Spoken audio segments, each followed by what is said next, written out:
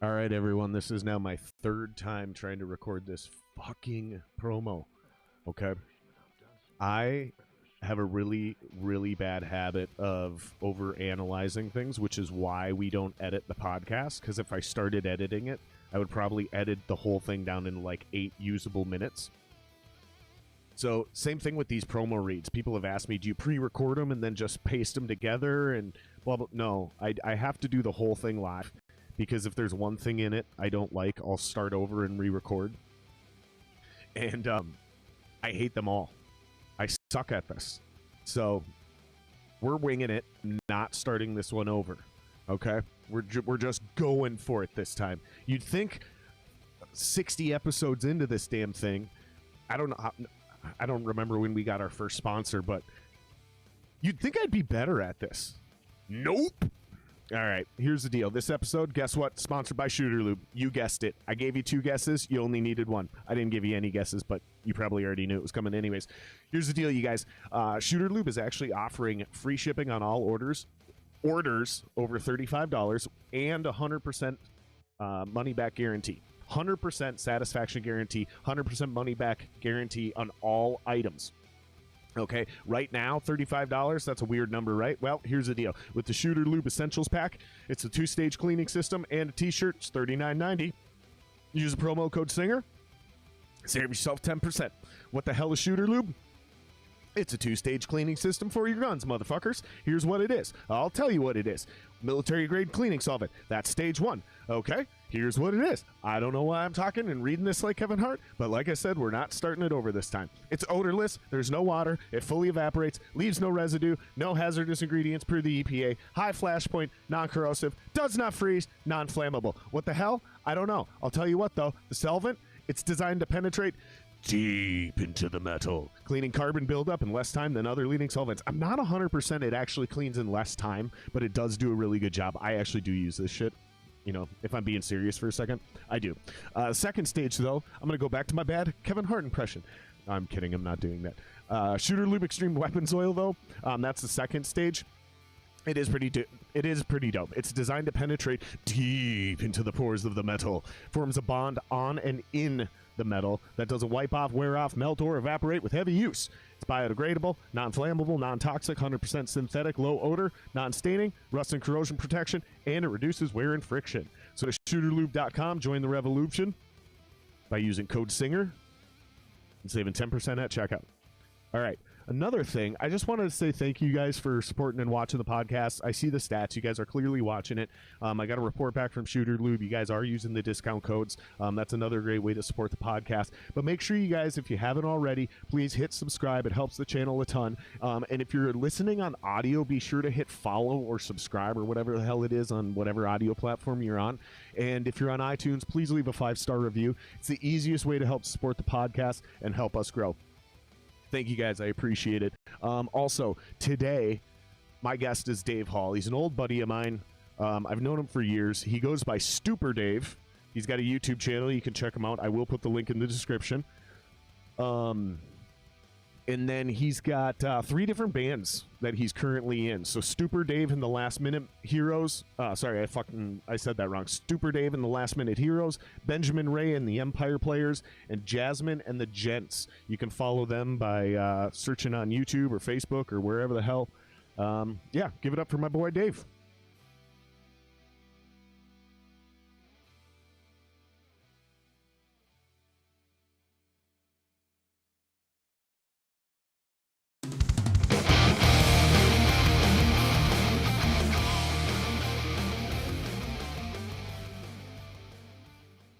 All right, well, the intro's back. Jesus fucking Christ, That was loud. It was. Dude. Just at first. I was having some issues over the last several podcasts with the intro and everything working right. And I couldn't figure it out, but we'd be sitting here and then the intro would play, but we couldn't hear it. So all of a sudden I'd look over and I'd be like, oh shit, we're live. Or I think we are. Yeah. Because that intro is so crucial to me knowing like, oh, okay, we're live. That's the cue. And I had it fucking muted. I don't know when, I don't know why, I don't know how, but somewhere I went in and accidentally muted the intro. Well, I unmuted it, and now it's loud as fuck. Right. Like super loud. I'm not used to loud sounds. Not at all, No. right? Being a musician, when's the last time you heard something loud? 199 decibels every chance I get. Right. Dave, thank you for coming down, dude. Cheers. Thanks for I having me. appreciate it, brother. Fuck, man. I've been trying to get you on for a while, kind of since the beginning. You're playing hard to get. Yeah, I guess I kind of was.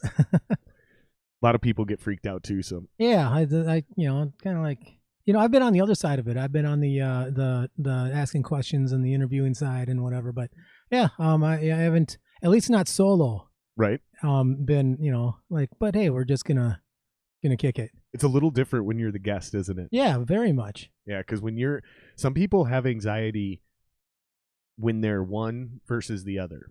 So like some people get anxiety trying to sit in the captain's chair in the cockpit and run everything. They're like, oh fuck that, I can't handle that. I'd rather just be somebody's guest. And then there's other guys like me, like I'm going on Ritual Madness next week. And I'm getting a little anxiety being just the guest. When I came and did your podcast, and we'll kind of explain the context of what we're talking about here in a second, but when I came and did the D&D podcast, I was like a guest host.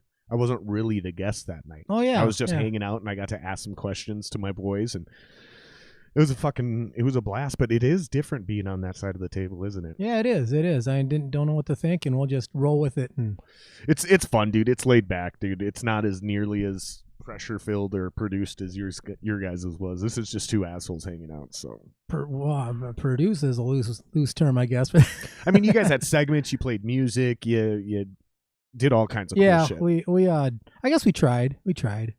Could have been better. Could have been worse. Could have been a lot worse. I think it was pretty cool though. It was fun. It was fun. I think it lasted 4 years. Why did you guys quit, by the way?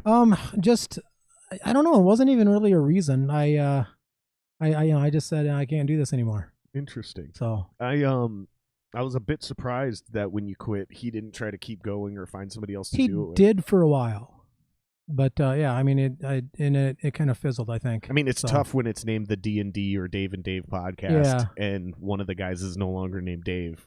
Right. Yeah, and the other guy didn't have. He wasn't a D name. I forgot. I've met him, but Dave and Mitch. Right. Yeah, something like that is D&D. It started out we called it the Stripped Naked. I kind of like that. D&D Stripped Naked, or no, Double D's. We call the Double D's Stripped Naked. And the reason why is because we got bands, like metal bands to strip down and play acoustic. And oh, that's cool. Yeah, and it was really cool. And then it turned into it was more of an interview thing. And then and once in a while there was a live. The first band I think we had do it was Sin 7. That's pretty cool. It was at a brewery that I played at. It was called the American Sky Brewery, but it went under, or changed ownership or something. But yeah, they loved it. They thought it was great. They wanted to do more, and then it kind of changed ownership. Have you ever thought about doing another podcast? Not seriously, no. No. Any interest at all? A little, but as long as they don't have to do any work. Oh, okay, I get it. You don't actually want to produce; you just want to host. Yeah, actually, and that's all I was. I mean, Dave Miller, he did everything. He was the host. He was the guy who booked everything. He was the engineer. He the way he had everything wired up. Like you, I don't know how to work any of this shit. Well, if I'm being honest, I still don't know how to run any of this shit. And I certainly didn't know how to run it when I first started this podcast. But most of this is automated now. And that took the entirety of running this podcast to figure out how to do that. And it definitely wasn't based out of me being clever or good at anything. It more or less was motivated by me being lazy. Yeah. And so I was like, let me figure out how to get the computer to actually do the work for me so I can just sit here and hang out with my buddies. So do the work once and then let it let it run by itself. Yeah, the problem is every time either Mac or OBS or any other thing updates, right, something falls apart. So I take 2-3 steps forward and then I take a step or two back. And so I'm still getting better at it. It looks better than it ever has. It's starting to sound even better. It's sharp. But it's it's been a long and arduous journey, dude. It hasn't been. It's not like I was a pro from day one. You know what I mean? Arduous is too big of a word for me. Like I said, I still don't know what I'm doing. That's what arduous means.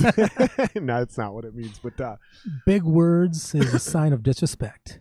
Maybe you should come and do the what I'm calling right now. Tentatively, we're calling it the Ritual Madness, or I'm sorry, we're calling it the Ritual Extravaganza podcast. And we're gonna do something like a live thing with bands and shit, but also a podcast. It's sort of been done before, but we're gonna also kind of try to do something a little new.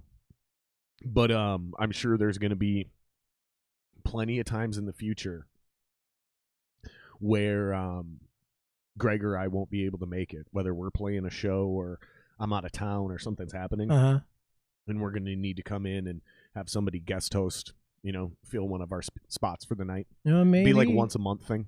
Maybe. So I imagine if it's once a month and then one of us, it'd be like once every 3 to 6 months we'd give you a call. Hey, can you fill in for Greg tonight? Or not tonight, but you know what I mean. Yeah. Like, hey, Greg's going to be out of town. We're doing this live show. Here's the bands, blah, blah, blah, blah, blah. You're a glorified MC. Yeah, and like that once in a while like that, yeah. Might be the perfect thing for you then. Right. If you don't want to produce, you don't want to do it. Part time. Yeah, exactly. Part time. Perfect. Yeah, I mean, just being a host is all I was. I just like kind of chimed in and Dave did everything. And you used to book real shows too. Yeah. Like you were a buyer. In case anybody's confused, explain to people what a buyer is. Well, put up the money for the national bands that come to town. That's definitely the fastest way to explain it. Yeah. But in case anybody's even confused about how it gets to there, explain kind of where you're at in that booking cycle and where guys like you would come in. Where I came in was, I once again, I had people doing this stuff for me. It started out when I guess going back a little bit, I made a lot of money in real estate about 15, 18 years ago. And so I bought out the lease of Star Central. If you remember Star Central, that's where we first met.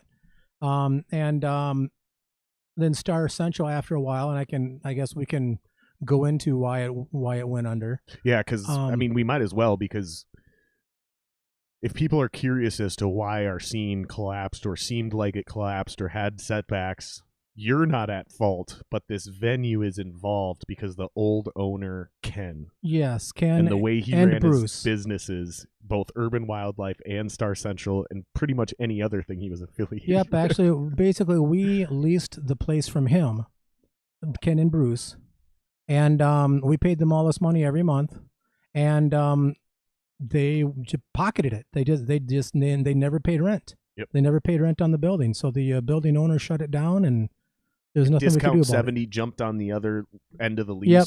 So there was Star Central, the bar, originally. Well, first it was actually Star Bar.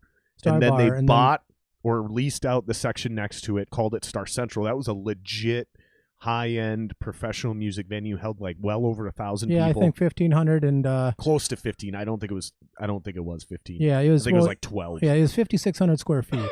I think it was 1,200 because I remember when I got involved on the booking and buying side, we lost shows to First Avenue because they could hold 300. Yeah, First Avenue was like the bigger. That was 1,500 competition on that on a lot of shows. Yep, and that's a 1,500 person venue. So that's neither here nor there. I'm not trying to get tit for tat, but well, we could get 1,500 in there.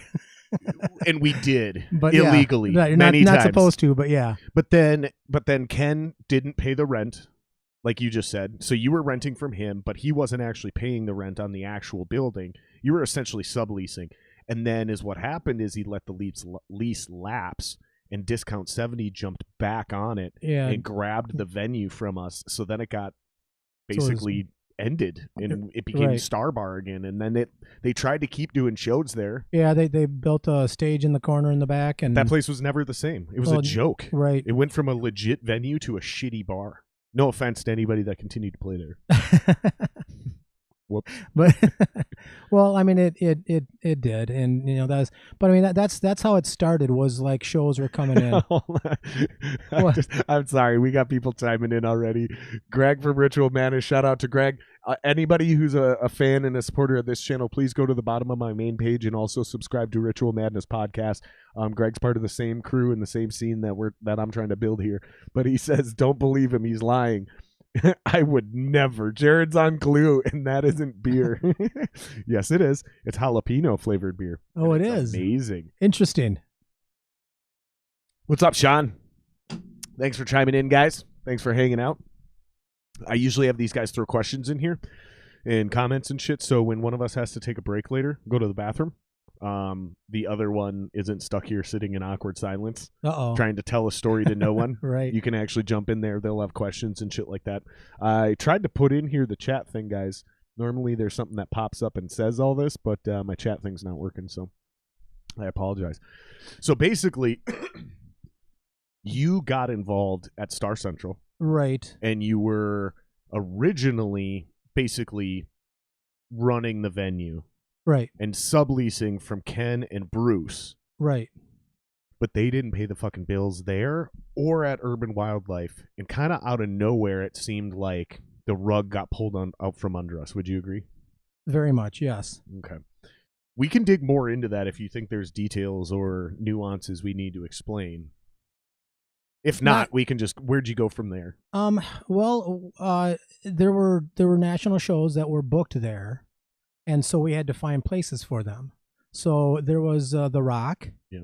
There was Station 4. Yep. And there might have been another place, I don't know, but mostly that's where they went. And a few of them we just lost. We just couldn't find places for in short notice, and so just lost the money, like the deposit money and stuff like that. So it was a bad situation. But do you think most people understand how risky it is and how often concert promoters lose money on shows? It's a lot. Actually, you gotta like doing it because you don't make a lot of money. If any. Well, you can have a good show, a really good show, and you make good money, and or even like a handful of shows in a row that you make money. But you have one bad one. You could lose 10, 15 grand in a night. And it goes to now you're at zero again. If you look at, hey, I made $2,000 a show, 5 shows in a row. Right. You have one bad one. I mean, you're basically breaking even almost every time. That's what I heard. Over the long term. From the guys I know that kept doing it, you'd lose a little, break even, lose a little, make a lot. Yeah. But then when you did the math at the end of those 5 shows, you broke even. Pretty much. So every time you made a lot, it just literally brought you back to zero from the 4 shows you didn't break even on. Yeah, the big arena shows, those are the ones that make money, and they always make money. The club shows are always, they're always hit and miss. They're hit and miss. And explain to people why that can be, because I don't think people understand how difficult it is to take a band who's asking for, let's say you're asking for 15 grand. So I got to send you 7,500 up front just to book the show. And then I have to be responsible for charging the tickets, right? So I got to figure out my capacity. And then I got to figure out a ticket price that's going to not only get me my 10, 15 grand back plus some. And then I got to find, if you're not an automatic draw, like a Metallica, a name that everyone knows. Right. And this is also true on the national scene at the arena shows, because I've heard those arena shows don't always make money either. It depends on if you can get that place full at the right dollar amount. It's that simple. Yeah, the ticket price, you mean? Yeah. Yeah, you got to find a ticket price that people will pay. But will also make you what you need. Yep. And then you have an advertising budget in there, so you either have to get really good local bands that already have street teams and they know how to promote, so they can get you 1,500 people in that venue. Yeah, those are always good. Or you have to put out radio ads. Either way, you're still responsible. You are responsible for actually getting people to the venue and covering your nut that you turned around and paid that musician. Yeah, and some venues will help out with that, like as far as the radio ads, but usually it's your responsibility. And it's depends on what time frame you get your ads in. And what day of the week the band's playing on. Good luck drawing in fucking summer on a Tuesday night. Yeah, on a Tuesday, yeah. A Wednesday. I don't care who you are. Good luck. Like in Minnesota, in Minneapolis, in a thriving music scene where there's festivals and fucking people are going camping and there's every event you could possibly think of, and you get some mid-level national act that, yeah, they got a decent following. They could probably put 500 to 1,000 people in your venue on a regular basis, but not in Minnesota in the middle of the summer. Right, and July 7th or something. Cool. They're only, what did I say, $2,500, $5,000 for that band? That's actually a cheap band, in case anybody doesn't understand the numbers we're comprehending right now or dealing with. If you can get a band for $2,000, $2,500, that's a great deal. Well, it depends on the band, yeah. Sure, but that's your low end, right? I mean, unless you're, I heard stories about how As I Lay Dying used to play for $500 at Station 4 before they blew up.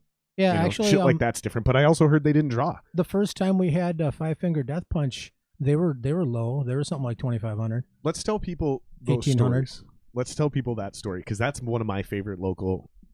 What story? The Five Finger arc. It's like a movie. So the first time they came to town, I remember this.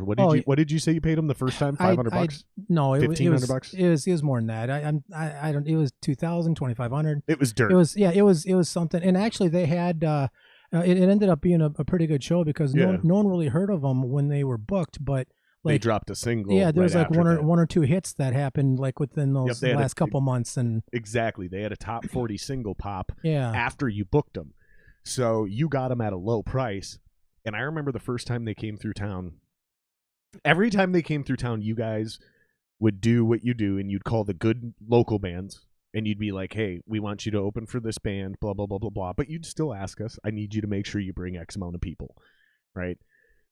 The first time Five Finger, I can't. And this is how fucked it is, because they came through town so many times, and they did a lot. Yeah, yeah. You guys booked them a handful of times, like over half a dozen times, I feel like. And I always shorten the story for the point of it, but it was like the first time they came through town, they were the coolest, most down-to-earth dudes. We'd hang out with them on their tour bus, party with them, exchange emails and text message back and forth.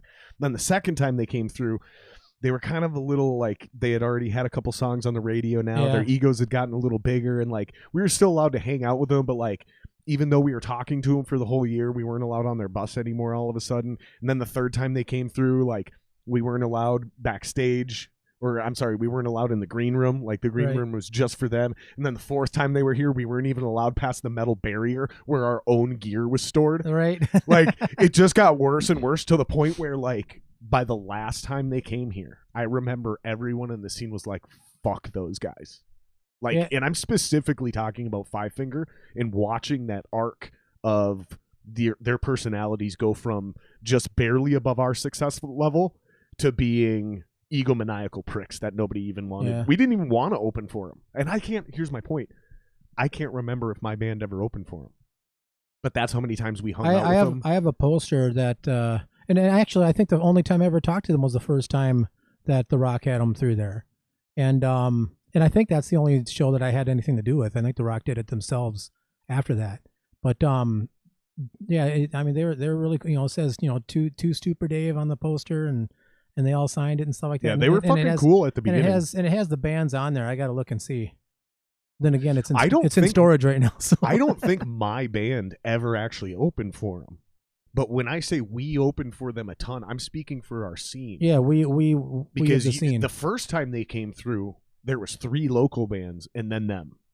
I remember that. Uh-huh. And then the second time they came through, they had one act with them that nobody had heard of. Right. And by the last time they came through, we got one local band on the bill because they had a whole bill they were touring with at that point.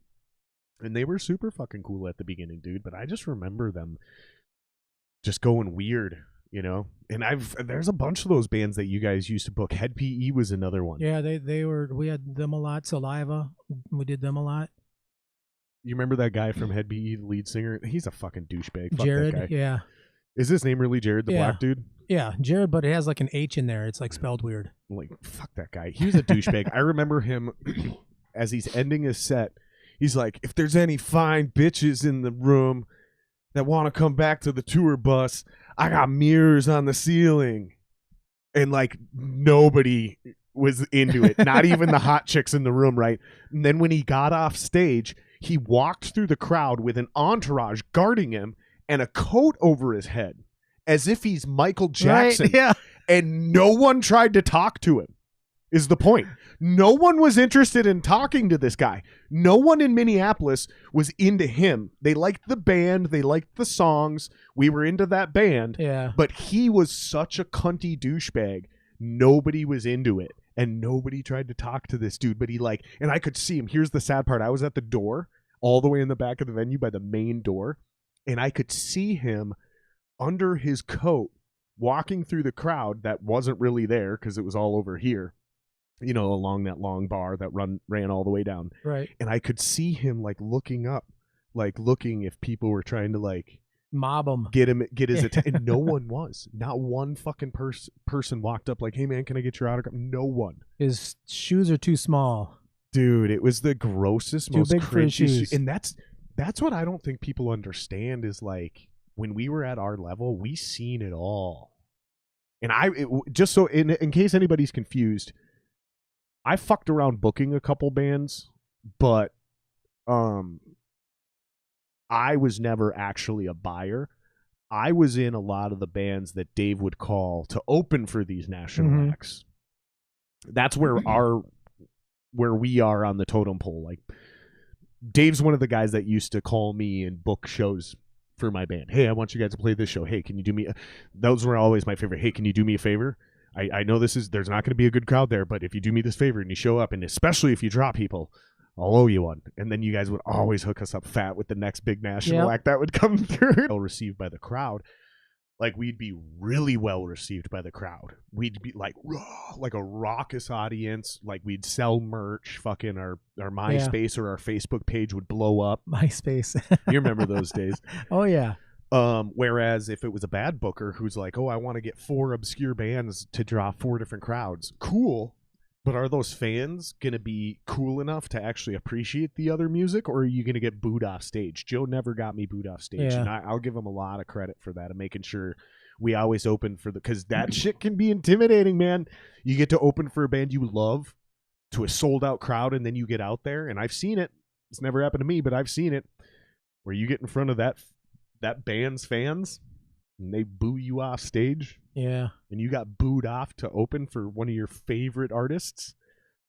Watch a lot of guys fucking develop drug problems and alcohol problems after those nights. Tails between the legs. Have you ever been booed off stage? I have not. I got heckled a lot, but what kind of heckling do you get as a musician? Oh, I shouldn't say that because I've been heckled, but I'm curious what kind of heckling you get as a musician. Well, a lot of times it's play this song, because for the last 20 years I've been playing all cover bands, and it's always play this song, and you don't play the song. Dude, there's 800 billion songs that were written. We might not know one of them, right? And you already and you have 3 1-hour sets that are rehearsed. And most cover bands have 300 songs in there. That's a lot of songs, and you want to pick. Yeah, we have 50 songs that we play in a night. And you want to pick one of the songs, and then do they ever get attitude when you're we don't play that one? Well, they you suck, it's, or you know it, that one, especially the girls, the chicks are always that song, it. What's or they'll request a country song or something while we're playing in a rock band, and it, that song. You suck. You suck if you don't play that song. That's why I think sometimes it's easier to just be a tribute band. Then you only have one band you're responsible for. And people know what they're. Yeah, then you don't get that. Then, well, I guess you might get it. You might play this B-side, play this deep cut. Right. I've heard that from buddies. Yeah, I would get that once in a while, not very often. When I played in Ultimate Ozzy, that show flowed so well, because he's been doing it for so long that we really didn't have that. It was it would do the show. We have a 90-minute show or a 2-hour show or whatever it was, and bam bam bam, and everyone's rocking. But yeah, that was. That was quite the band. We got to go all over the country with that band. That's fun. I remember when you were at not Station 4, when you were at Star Central, you You started booking shit beyond just simple music shows. You booked Mini Kiss. Oh, yep, I remember that one. Mini Kiss and in case people don't know what it obviously is, tell people what Mini Kiss is. Mini Kiss is it's little people kiss, midgets, dwarfs, whatever you want to call them, but they paint up, they dress as Kiss, and they perform. They don't were play. Like, and they ran in a crew. Oh yeah, sorry, keep going. They didn't play the songs. The singer sang, but it was basically karaoke, and they're playing, pretending to play the guitars. Didn't the drummer also drum? Actually, the bass player, the Gene Simmons guy, he was actually a drummer. So they did have a point where he like went back and did a drum solo. Okay. And it was funny because like everything was off. And so he started playing, and Joel's like, "Oh shit!" And then all of a sudden, there's sound now. That's funny as hell. But he and actually by off you mean turned down on the board. Yeah, because the listeners because they were they were.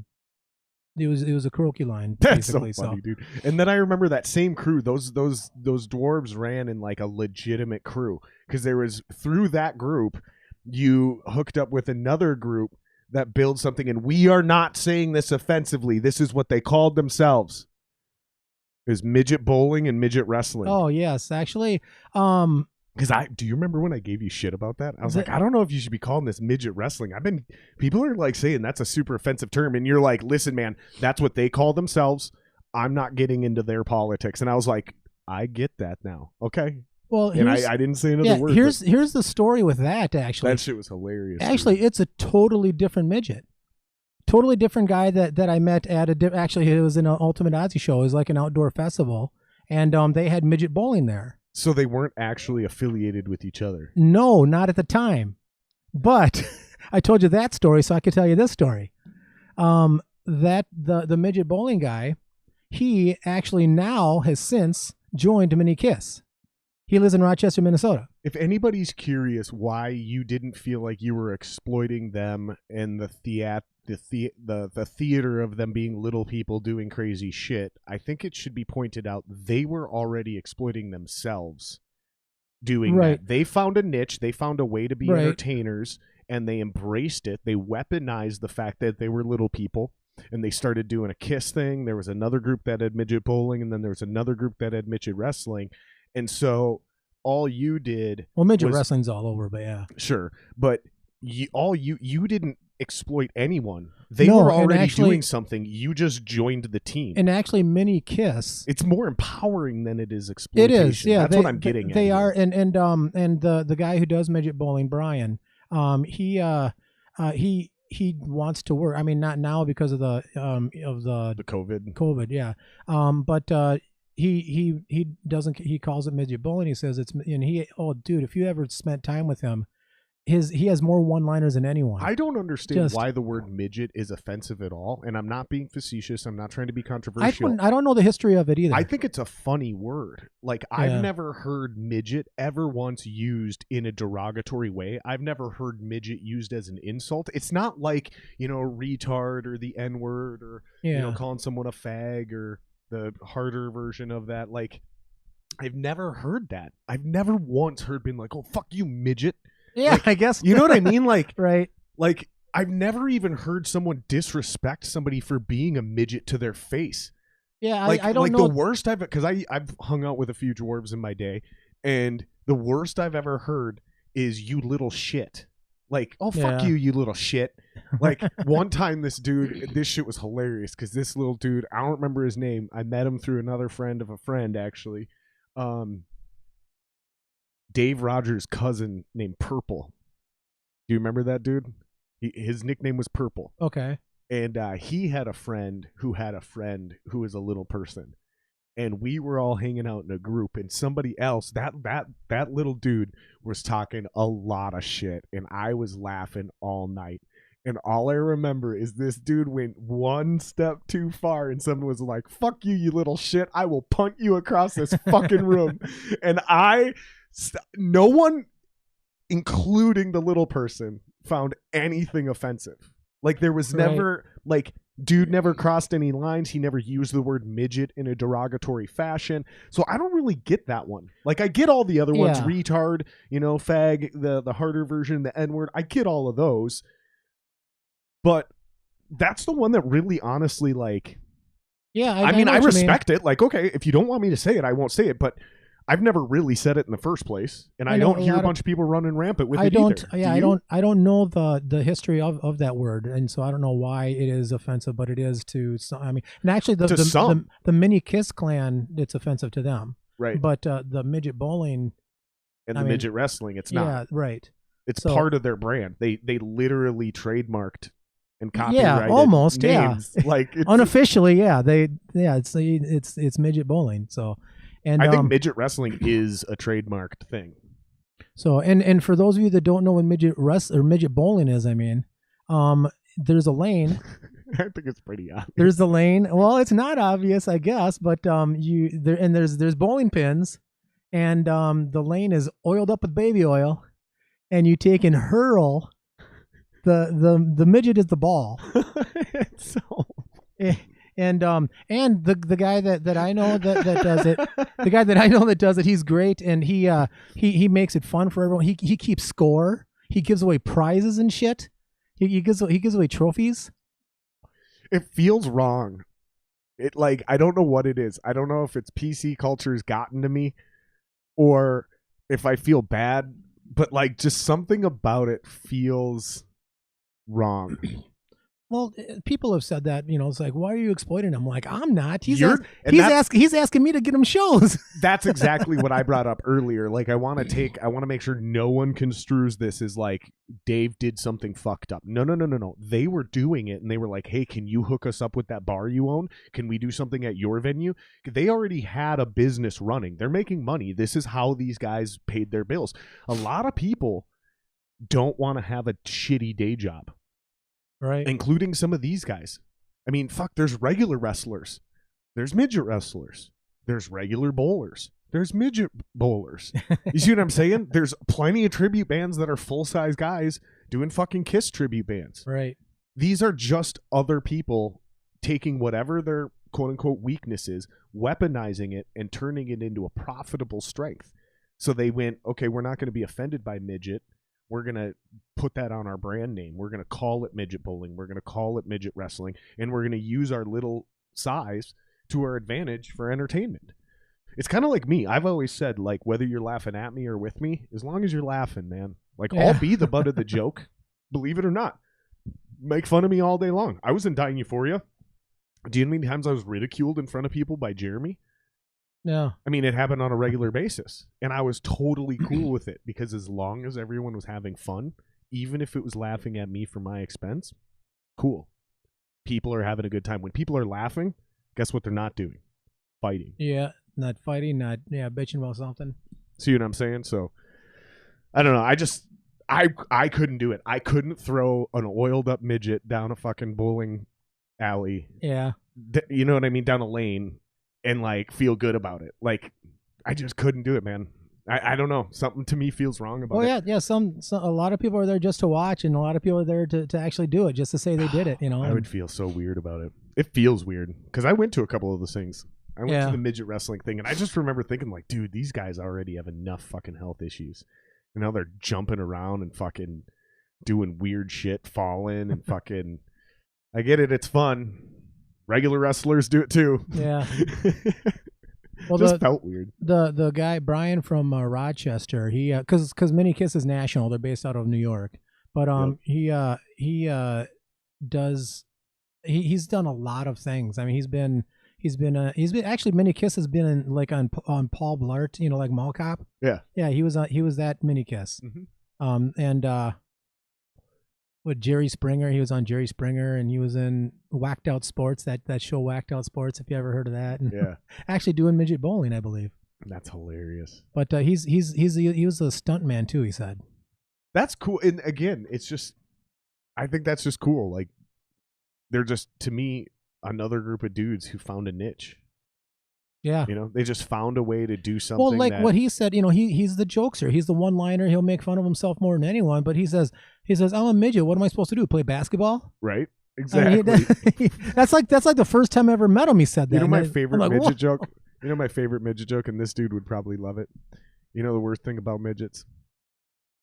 Farts. They yeah. live their life at ass Right. height. Yep. That would suck. Every day, all you're doing is just walking into a fart all day, every day. Someone, once a day, every midget swallows a fart, whether they wanted to or not. They come to expect it. Toughens them up. It's like living in Alaska. Like, you're going to get cold.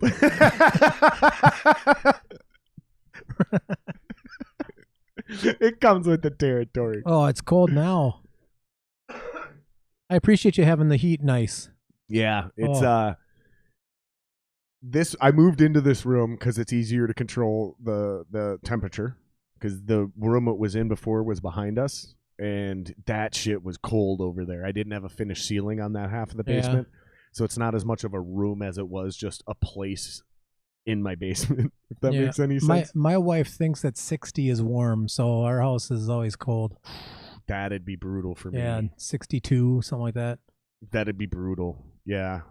It's funny because, like, I'll still get chilly down here during the day when I'm drinking coffee and doing real work, like fucking booking and all the intellectual shit that goes on.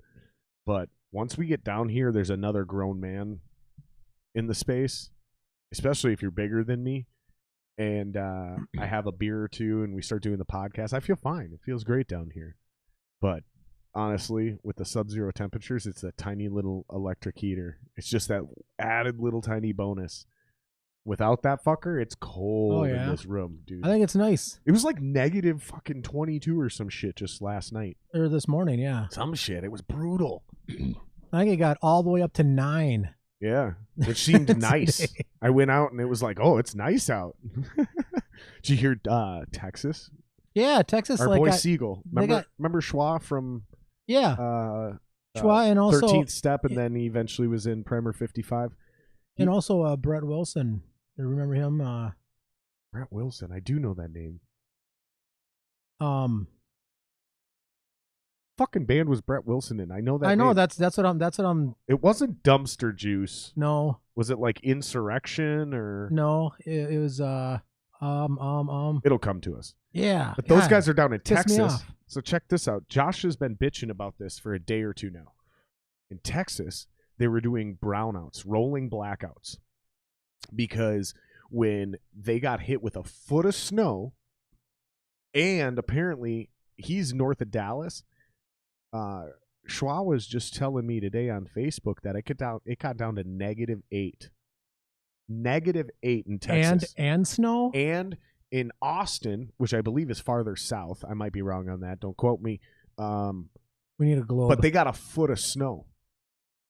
So point being is we also have a fucking cold spell up here, even colder than normal. So Josh has been bitching about these rolling blackouts down there. He's like, the fucking government in Texas is incompetent. This is literally illegal where I'm from. It's a fucking joke down here. I can't wait to move back to Minnesota. Isn't that where they like are they shutting off the heat or shutting off the electricity like every 4 hours or something like that? I don't think a lot of people down there have gas heat. Yeah.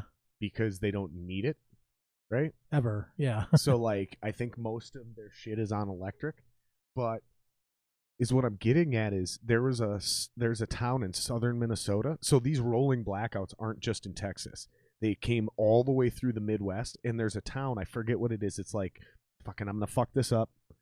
But you can look it up. I just seen it on either Minnesota Public Radio or bringmethenews.com. I just saw this. Feel free to fact check me in the fucking comments here. You can even post a link if you want.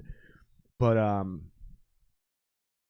something like Fairmont or Faribault or fucking one of those crazy fucking, we all know the name of the town. F towns? I don't even know if it starts with an F. Oh. But it's a town we all know in Minnesota. Right. Everyone's heard of this town. It's in southern Minnesota. Those fucking rolling blackouts have gotten so bad they came up to Minnesota. So there's a town in southern Minnesota that their fucking power and everything just went down. And it's not because of anybody's incompetent leadership. It's because the grid is not set up to push that. It's just like when you blow a breaker. You're drawing too much power, and that electrical wire starts to overheat because it's sucking too much electricity because you have too many things plugged in. That's why you need a thicker gauge of wire when you're doing shit in your kitchen than a bedroom. Because a bedroom, you're not going to have that many things on. Flip on a light and that's it. Yeah, or a TV or an Xbox or whatever. Like, you can have a lot of things, but it's still not drawing a lot of power. Whereas a kitchen, between your dishwasher, your microwave, your fridge, and any other electronics you have, you could be drawing a lot of power. So you need a thicker gauge of wire so it doesn't overheat. Because when a wire overheats from drawing too much power, you start a fire. So that's why your breaker shuts off. On a large scale, on a macro scale, that's exactly what's happening on the entire electrical grid. Except the That's breaker how is fucking the cold grid, it got. Exactly. Only the grid is your breaker. Exactly. So before you start fires in entire towns, the fucking power plant will just shut off power to your area for a while because it can't send enough power to everyone. First of all, that's what a brownout is when everyone's overusing the power. So they do what's called a rolling blackout. So they start shutting off certain areas for a shortened period of time. So everyone gets enough power for a little bit. Okay. And the only way to fix this is to either expand the grid, which is not realistic, especially now, or have everyone use slightly less electricity, which I'm running a podcast, so go fuck yourself, Texas. But really, that's actually what we would need to like act as an actual collective group of countrymen for real. And every single one of us would need to turn off every single light or piece of electricity we're not using. Yeah. In order to allow enough of the grid to push enough power down there. But then even if we all did that, and that's why I said I'm not doing it, is because even if we all did that up here, the grid is still not set up because, like I said, the overheating of the lines. They can't just send more power down there. They still would have to do rolling blackouts down there because their grid is not set up for everyone to fucking run their heat in negative 8-degree temperatures. They're ill prepared for that. Yeah, it's not supposed to ever happen. Exactly, and it's not because of incompetence. It's not supposed to happen down there. They get snow, they get cold spells, not like this. Not while we're also getting this kind of cold spell. So it's a victim of circumstance, I guess you could say. Does that make sense? Yeah. I feel bad for him though, man. I learned something about electricity. I'll tell you what, dude. Kate and I are talking about moving to Texas, and people are like, that's how I found out about it at first, is I was getting people texting me. They're like, oh, Texas, huh? Oh, so much better down there. And I'm like, dude, I will make sure I have a generator with several electric heaters. You know what I mean? Like it's not, I got an electric heater sitting in here that can fill the entire basement easily when it's freezing 20 below. Right, but still, this is like once every 20 years something like this happens. Yeah, so you have a fucking generator, you fill it up with gasoline, you make sure it can handle a lot of electricity, high quality extension cords with a thick gauge, and you get a couple of them. You put one on one level, one on another level, and you're good to go. Supplemental heat. Quit bitching about everything. Then you have your neighbors sneaking over to tap into it. Yeah, that's totally true. Hey, man, here's the thing. Okay. Like, I can run another heater off the generator. I've got 8 plugins on it. You know, you get a nice one. Most people should have a backup generator regardless of where you live. I mean, we all have environmental shit. Minnesota. Well, think about this. A lot. Snow and ice storms knock out our power, and we are prepared for it. We are used to it. Happens every year. But every year, somebody loses power because of a snowstorm or a fucking ice storm. Am I wrong? Or, well, yeah. Or just furnaces go out. Yeah. Oh, my God. That's a fear of mine. You got Service Plus? I don't know. That's the secret. Well, probably no if I don't know if I do. Where do you live? Isanti. Who's your power provider? I think it's ECE, East Central Energy. Okay. You know what? I don't know that it's exclusive to people through these utility companies. I think it's an auxiliary service, but you do it through your power company. No, isn't that service like something where you like pay $12 a month or something like that? And that's exactly what it is. And I've never paid for anything. So I did that for like when I owned properties. Yep. When I owned a bunch of real estate. I do it on my personal home, dude, because if my dryer, anything that uses gas is covered under one thing, right? So my dryer's covered, my water heater's covered, my furnace is covered. And then there's another, I think we pay like $30 a month because we opted into the other one where anything that uses water. So our washing machine, our stove is also covered because we have a gas stove. And now my fridge is covered because my fridge has a ice line or a water line for ice and water, right? Okay. So because it takes in water, it's also covered. So it's any appliance that uses one of the two, and then you can have it covered. You just pay a certain premium. And dude, I never get a bill every single time. And we probably get our dryer serviced once a year just because something happens. And we get our furnace serviced. Well, actually, since we moved in here, we've never had to have our furnace serviced. But at my old place, we used to have our furnace serviced at least once a year. Those could be $200-$300 bills, bro. I'll pay that $12 a month just for the peace of mind. Yeah. And if you're on Service Plus, you also get prioritized too. Like if in the middle of the winter and your furnace blows out, 50 people are calling in at the same time, and Service Plus has their own shit, and you'll be prioritized, and they'll get on it. Yeah. Like they'll come out right away, like many times that day. Yeah, I do. Our friends complain about this shit on social all the time, whether it's Facebook or Instagram or whatever. And I'm like, don't you have Service Plus? Like, to me, it's such an obvious common sense thing. I'm shocked when any of you guys have problems. And I'm like, don't you have Service Plus? They're like, no. I'm like, why not? Like, what? Like, I don't see the incentive. I really don't, unless you have a brand new furnace or a brand new whatever. Yeah. Then you might be able to, like, get rid of it for a couple of years, but it covers so many appliances. Yeah, maybe we should look into that. I don't know. I would, dude. Because it's a huge peace of mind. I think ours is 6-7 years old. I don't know. We're the first people to live in it, but it's a model home. So I think it's been there for a couple years before we bought the place. Yeah, I mean, if it's super new, I wouldn't really worry about it. Hey, that's like upside down. Yep. This is a thick beer. And what I mean by thick, I mean like this is a smoothie. Oh, I see. It's a beer, but it's a smoothie. It's called a sour smoothie. This one's called Smoofy. And this one is peanut butter and banana. It's a sour ale with peanut butter Jesus Christ. Sour ale with banana, peanut, natural peanut. Oh my God, I can't read. Sour ale with banana, peanut, natural banana flavor, and natural peanut flavor.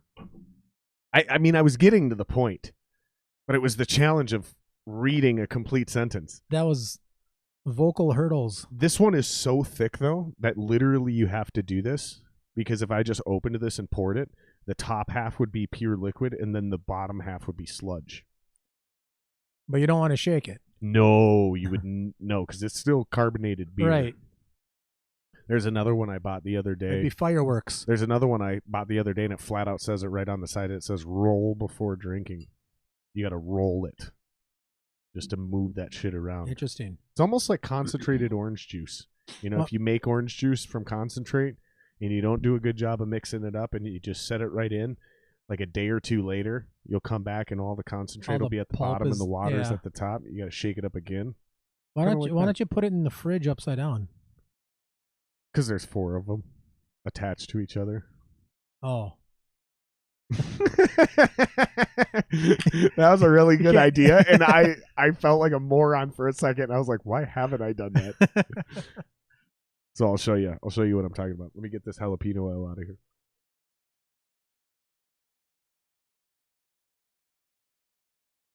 It's chunky. You see how thick that is? Looks like mango juice. Crazy, huh? That is a sour smoothie ale. It literally looks like a banana smoothie. And it's supposed to taste like that too. Banana and peanut. You know, it's peanut butter and banana. Wasn't that Elvis's favorite sandwich? Yeah. Yeah. I love that thing. I've eaten it. A fried peanut butter and banana sandwich. I got to try, for no reason at all. I haven't tried that. It's so good. You basically make a grilled cheese, but you do the whole thing. Oh, and if you really want to make it the shit, like the bomb way, you do it in bacon grease. So you fry the 2 pieces of bread, and then right as it's done, you fucking smear peanut butter thick on one side and fucking throw a bunch of bananas on it, and then a little bit of peanut butter on the other side, and just smash it together. Fried peanut butter and banana sandwich. That sounds like it would be good. It's amazing. It'll also give you a heart attack.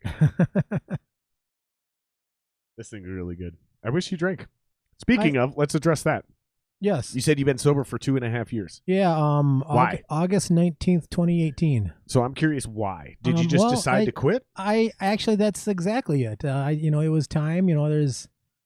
I've drank enough for a couple lifetimes, and you know what? I haven't. But missed you never it. drank heavy. Yeah, I did. Did you? Yeah. So I just never saw that side. Yeah, maybe you didn't. Yeah, but because I asked you before the podcast. I said you're a Miller High Life guy, right? I was on my way to the liquor store. And I never was a Miller High Life guy. So I was not correct. But I remember light beers. I never remember you drinking anything heavy. I never remember you being into hard alcohol. Well, I did get I guess after a while maybe maybe like 10 years ago, and 5-10 years ago. Yeah, I mean Jack Daniel's was my favorite. Really? Yeah. That's crazy. I always just remember you being a casual light beer drinker. Yeah, I was that a lot, but there were times that I wasn't too. Interesting. Yeah. Me too, man. I just overboard. I refuse to quit. I'll quit for a period of time. Yeah. I think I'm going to do sober April. I do sober October now. Now I do sober October, but I don't quit everything, right? I just quit drinking. Uh-huh. Like if I want to smoke a little weed, I'm still going to smoke a little weed. If I want to do it. If I want to trip mushrooms, I'll trip mushrooms. Like that's not the same for me. Uh-huh. It's the beer is a legit toxin that I feel health and mental benefits from purging from my system. Yeah, I actually lost a lot of weight when I quit drinking, and I gained some back, but you look good, dude. But I thanks. Really I lost a lot, and then actually in the last year I gained 20-30 pounds. So that was 2.5 years ago. Yeah. Were you still booking and buying shows back then? Or had you already stopped doing all that by then? I don't know. I don't remember if it was that time or not. I think I was done by then. Speaking of, I think we did a shit job of wrapping that up. So as the buyer, let's go back to that and just finish that. So you started off being affiliated with these clubs. You started fucking around with the midget dudes, doing all that kind of fun shit. But then as these venues closed down, you became what's referred to as a buyer. So you're no longer running the club. You're no longer doing the shit. You're not even technically booking the shows. You're what's called a buyer. So explain to people what a buyer is in that context now. Well, pretend I'm the booker. Actually, and you're the buyer. Well, yeah, actually, all that would happen was I'd put up the money.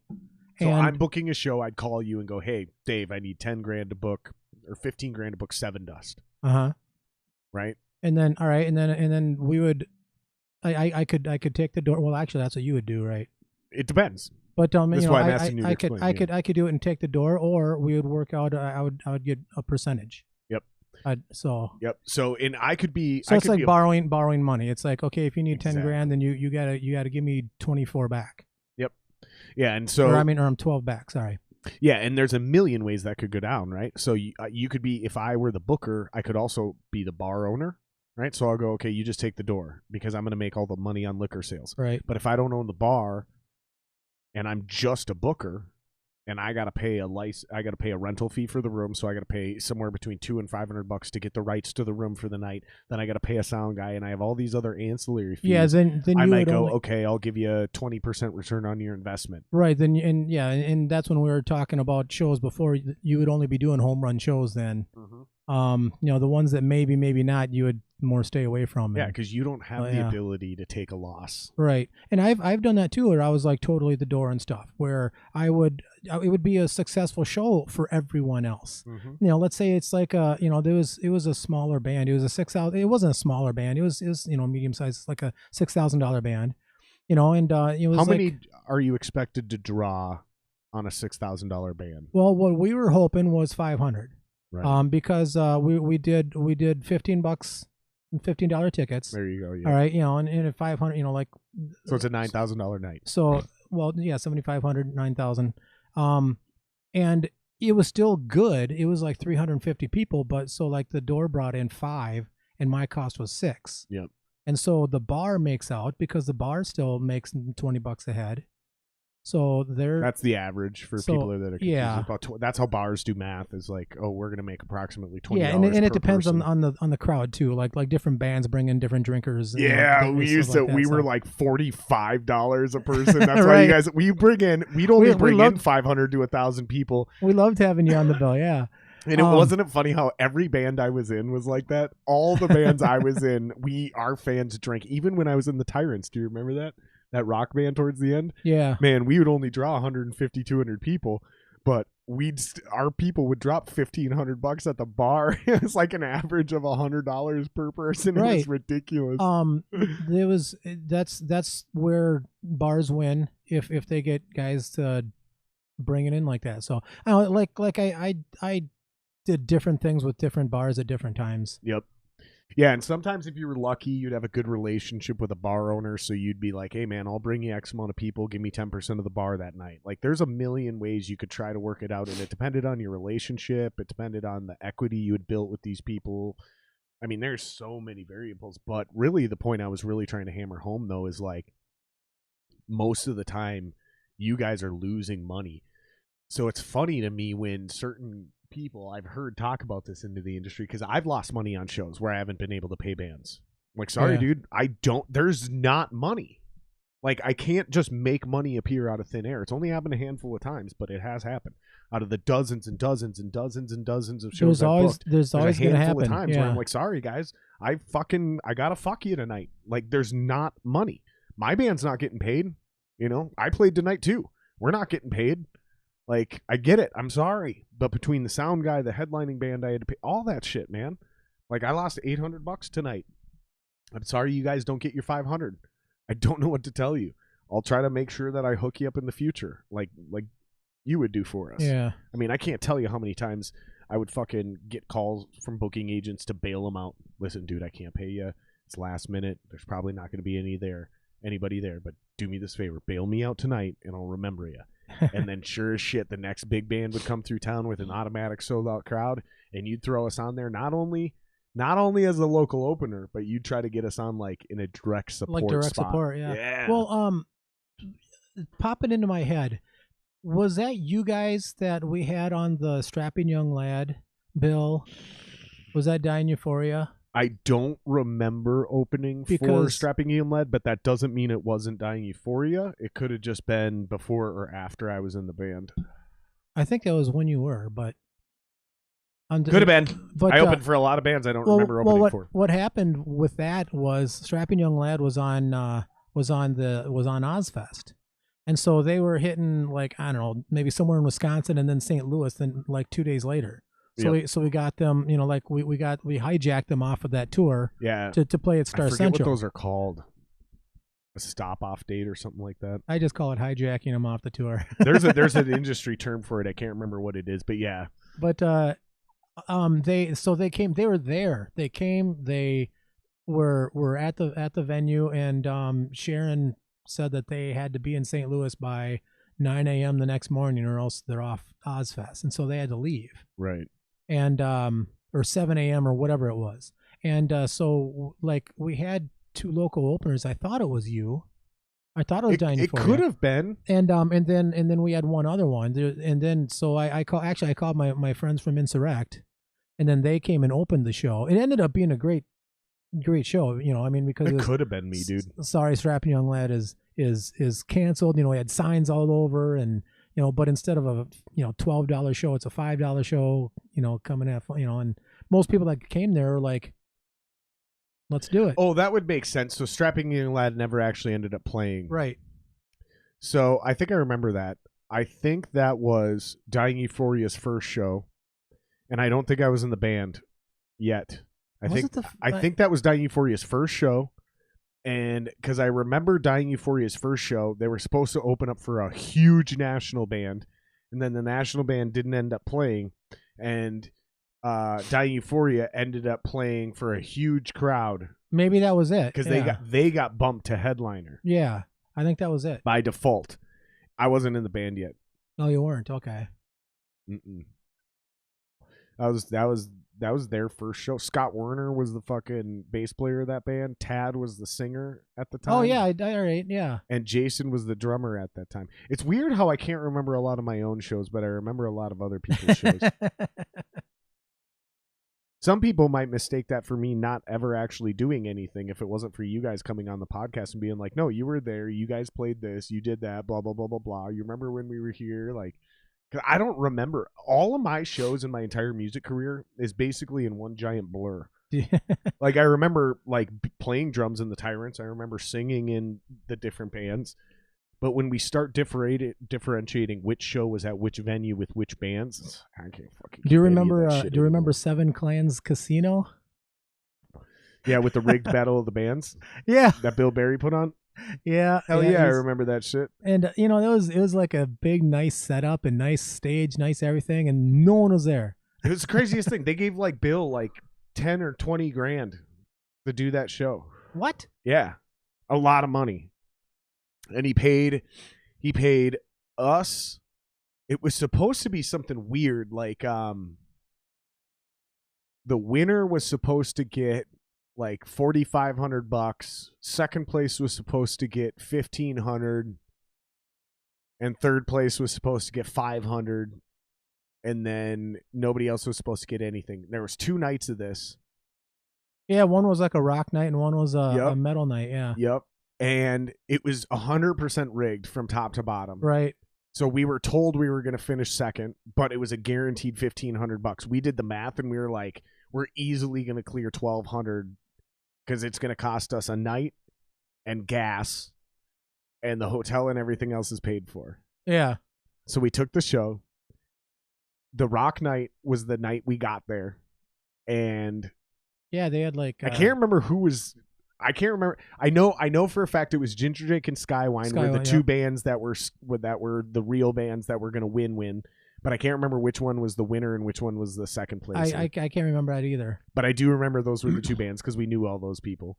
And then I also remember the metal night. Buried by Hope was supposed to win, and we were supposed to finish second. But literally 100% of the votes came in for us over Buried by Hope. Oh yeah. And I still to this day feel kind of guilty about this because we went up, and because there was no one there, we acted like Motley Crue, right? When we say there's no one there, there was people there. It just wasn't like we were used to. They had 1,000 seats and stuff like all laid out and shit. Or it wasn't seats, but I mean like it was. And it was like 78 people or something. So when did they tell anyone about this? I'm thinking, right? Did they expect me to promote this where I'm like from 5 hours away? So here's the best part is like all the other bands, and it's exactly what they literally have 1,000 seats set up, and it's in an outdoor. It's not a parking lot. They had a band shell. They had like the whole thing. It was super professional, but no one was sitting in these seats. So the first 3-4 bands go up. And finally, we're about to take the stage. So as the band starts playing, I just remember running into the fucking audience. Like, there is no audience, by the way. They're all huddled around the corners of the fucking quote unquote, I'm just going to call it a parking lot because I don't know where the hell we were. And I remember running into that area. I hadn't even gone on stage yet. The band is playing. I skipped the entire first verse of our intro song, and all I remember doing was kicking over all of the chairs for like the first 7 rows. Like I just remember going through and just kicking them and getting them out of the way, and then like literally ran on stage, hit our chorus, so I started singing, and then during the second verse of our opening song, I didn't sing any of the lyrics. I just started screaming at the crowd. All you motherfuckers came here to see a concert. If this is the only fucking concert you're seeing tonight, it's happening right fucking now. Get up here, motherfuckers. And all of a sudden, all 48 to 78 people, however many were there, came up and watched our show, and we threw down as if it was a 10,000 person crowd. And then we get off, they go do their thing, Buried by Hope comes up, and they get about half that amount of people to come back until me and Jeremy Blake stormed the Buried by Hope stage. I remember jumping up, which was actually technically pre-rehearsed because it was supposed to be rigged. So I had already talked to the Buried by Hope guys that I was going to come on and do backing vocals with Jeremy on one of their songs. We'd even worked out harmonies. But when push came to shove, I had a couple drinks in me after our set already, and I sang his part. So we sang a perfect unison part instead of me hitting the fucking like harmony. Yeah. Long story short, we stole their show. Because Jeremy also ran on stage, and like we started fucking with them on stage because they don't care. It's a rigged battle of the bands. Yep, it was already preset. And then the votes came in, 100% us. They didn't get a single vote. And Bill Berry trying to explain to the judges and to the Buried by Hope boys that we have to make it a tie was one of the funniest things I've ever seen someone try to spin, because dude, they had to do a tie, and Bill made them split the money with us.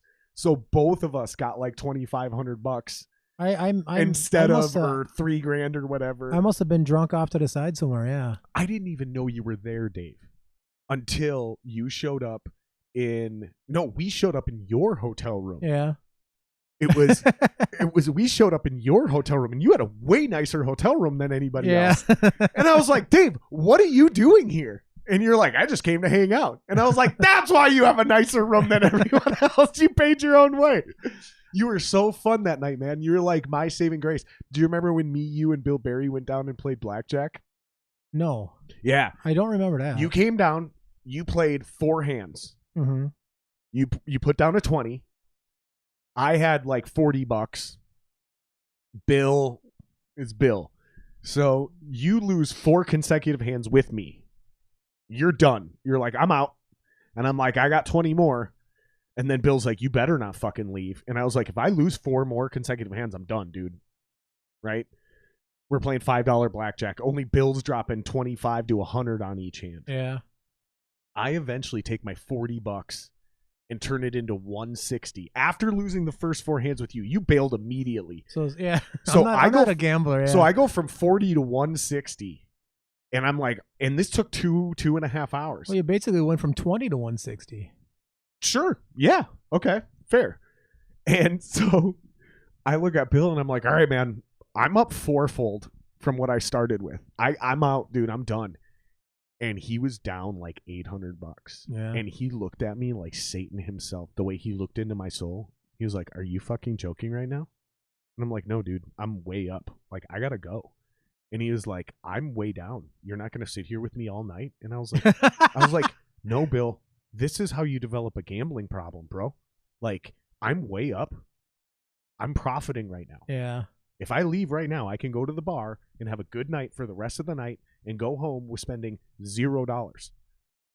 Why would I stay here? And he was like, because I thought you were a man. And I was like, yeah, I am, dude. And grabbed my chips and just left. Just immediately walked out. He fucking brought that up for like months.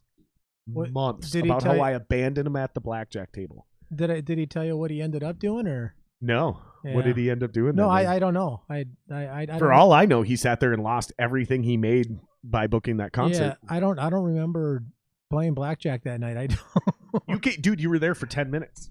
Yeah. 10 minutes. You came down because I wanted to go play a little blackjack. Bill jumped on, and I remember Bill basically twisting your arm. Like, Dave, you're coming. Come on. Like, in the vibe he was giving you is like, you're one of us, you're coming, this is what we do. And you were like, okay. And I could tell the tone in your voice and the way you approached it. You were like, I'm going to look at it like spending $20 on a couple beers. Yeah. Or some scratch offs or whatever. And like, once you had that 20, you were like, okay, guys. And I think you went off with Rain and went and played some slot machines for a few minutes. But like, I just remember the devilish look in Bill's eyes when he's down like $800 or $1,200. I'm like, dude, no one told you should fucking split those fucking fours, dude. Split fours and on $100 bet. Like, you're fucking nuts.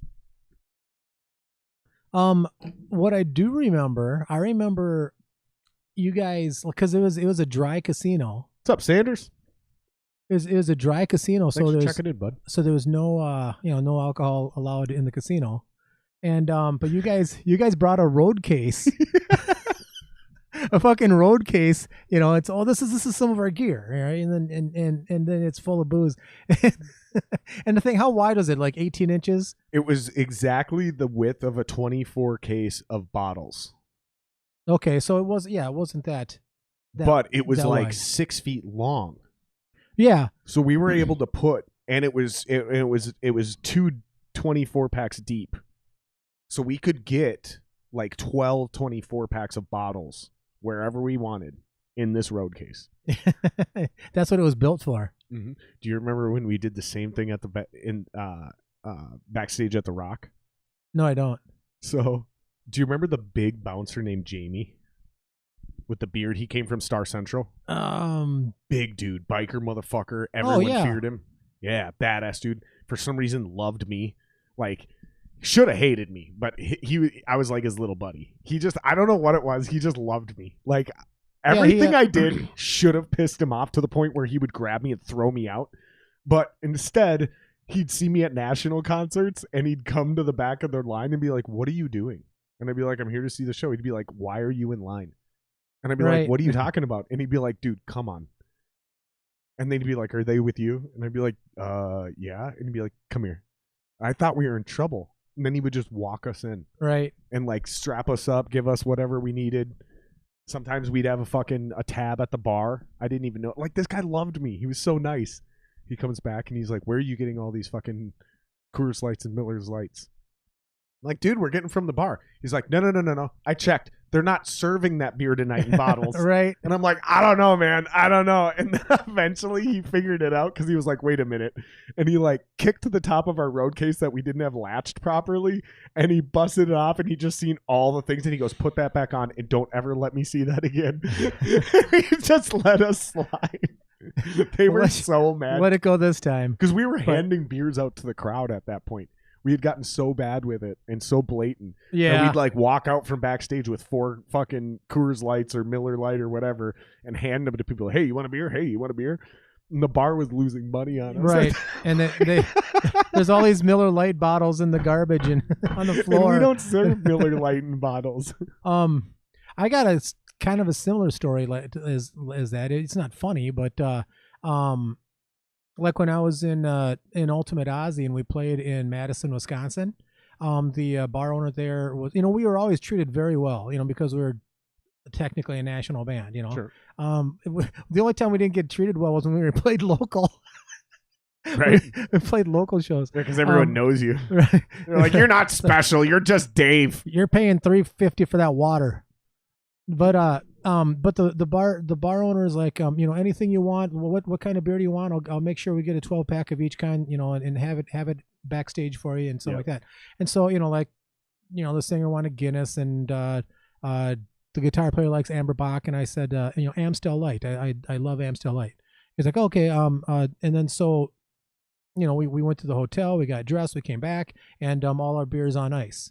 So cool. And then we played our show, and then afterwards, of course, there's people in the green room, and everyone's drinking all our beer and stuff like that. So it's all gone, and the owner says, just go to the bar, whatever you want, just you can have whatever you want. Just go to the bar. Yep.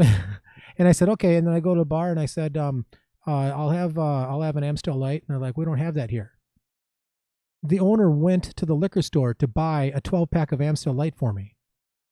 And I'm like, "You didn't have to fucking do that." That's fucking nice. I just threw that out there. If he didn't have it, he didn't have it. I would have just gone with the next, right, with some other beer, you know. But yeah, he went and got a 12-pack of Amstel Light just because I asked for it. Mm-hmm.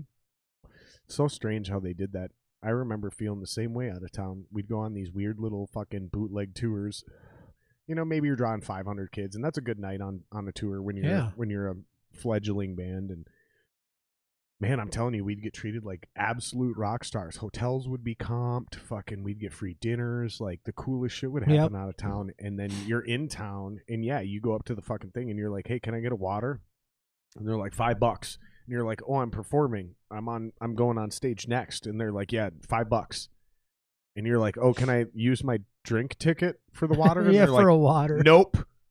That only applies to soda and beer. And you're like, you got to be fucking shitting me right now. Like, I know exactly what you're talking about. All right, guys, listen up. Throw your questions in the comments. We're going to do a potty break here soon. Yes, I said potty break because we're Potty. We're tiny little boys. It's my potty. For real, though, I'm going to have to take a leak here in about the next 5 minutes. So throw your questions in here. Dave's going to have to go to the bathroom as well. Appreciate all you guys checking in. I don't know how many. I quit checking the actual stats. I think it drives me nuts. I left the comments up, but if you notice, I covered up how many people are watching right now. I don't think it's good for us. I don't think it's healthy for us to sit here while we're trying to hang out and have a good time, worry about how many people are actually watching the podcast right now. You know what I mean? I don't even know where to look on there. It's because I covered it up. Like, I won't even allow us to look. We can see the comments, and we can make sure that our stats are good, so we can see, like, these are the numbers I need to look at. Is this 4,500 down here, the frames per second, CPU usage, and all that? And then I just need to see our meters. I need to see our meters from our mics. Right. And other than that, the only thing we need are these comments right here. Anything beyond that is just a distraction. That's my theory. So, guys, make sure you throw your questions in here because we're going to start in the next couple minutes. We're going to start taking questions from the audience. So, yeah, throw them in there now. I'll give you guys a few minutes warning because usually they take too long. Usually I say this and it takes people like 5 minutes before questions come in, so we're back from break by the time they come in. Yeah.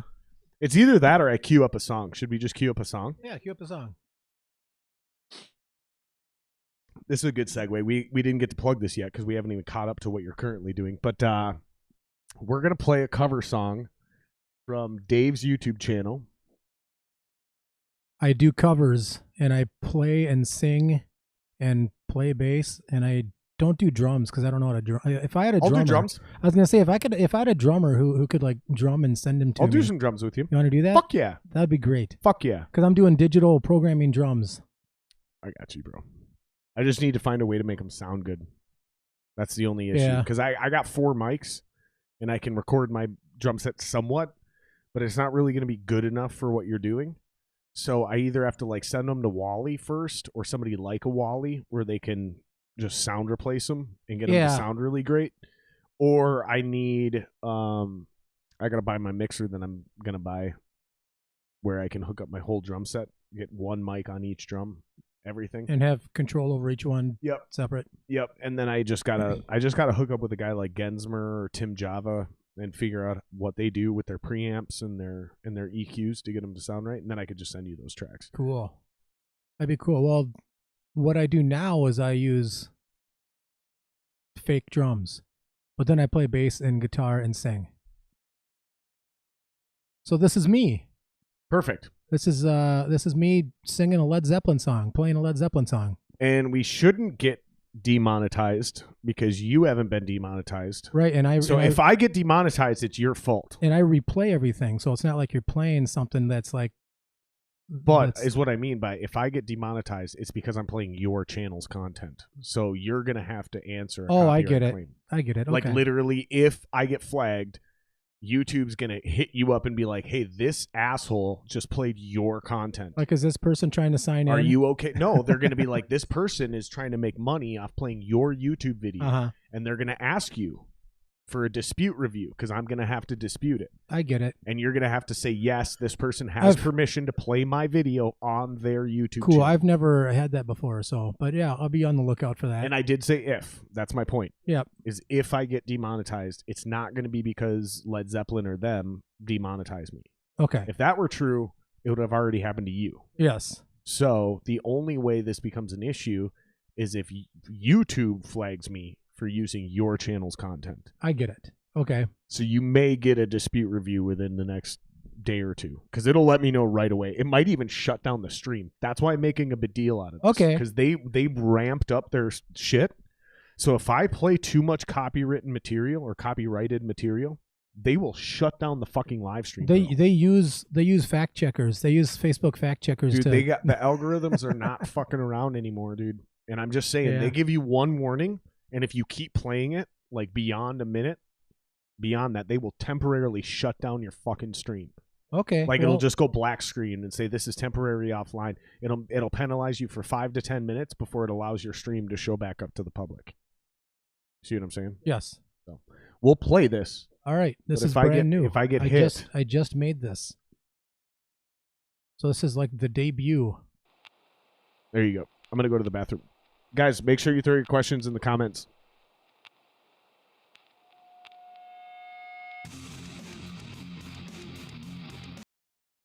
Is that it? Is that it?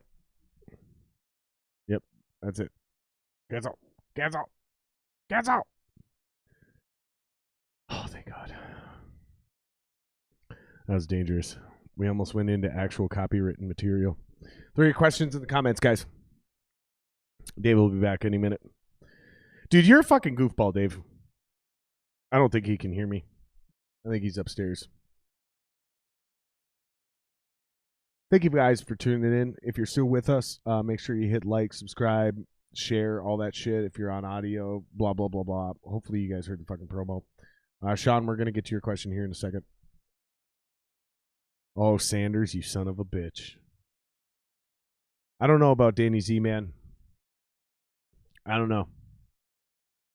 Not sure. It's a sensitive subject.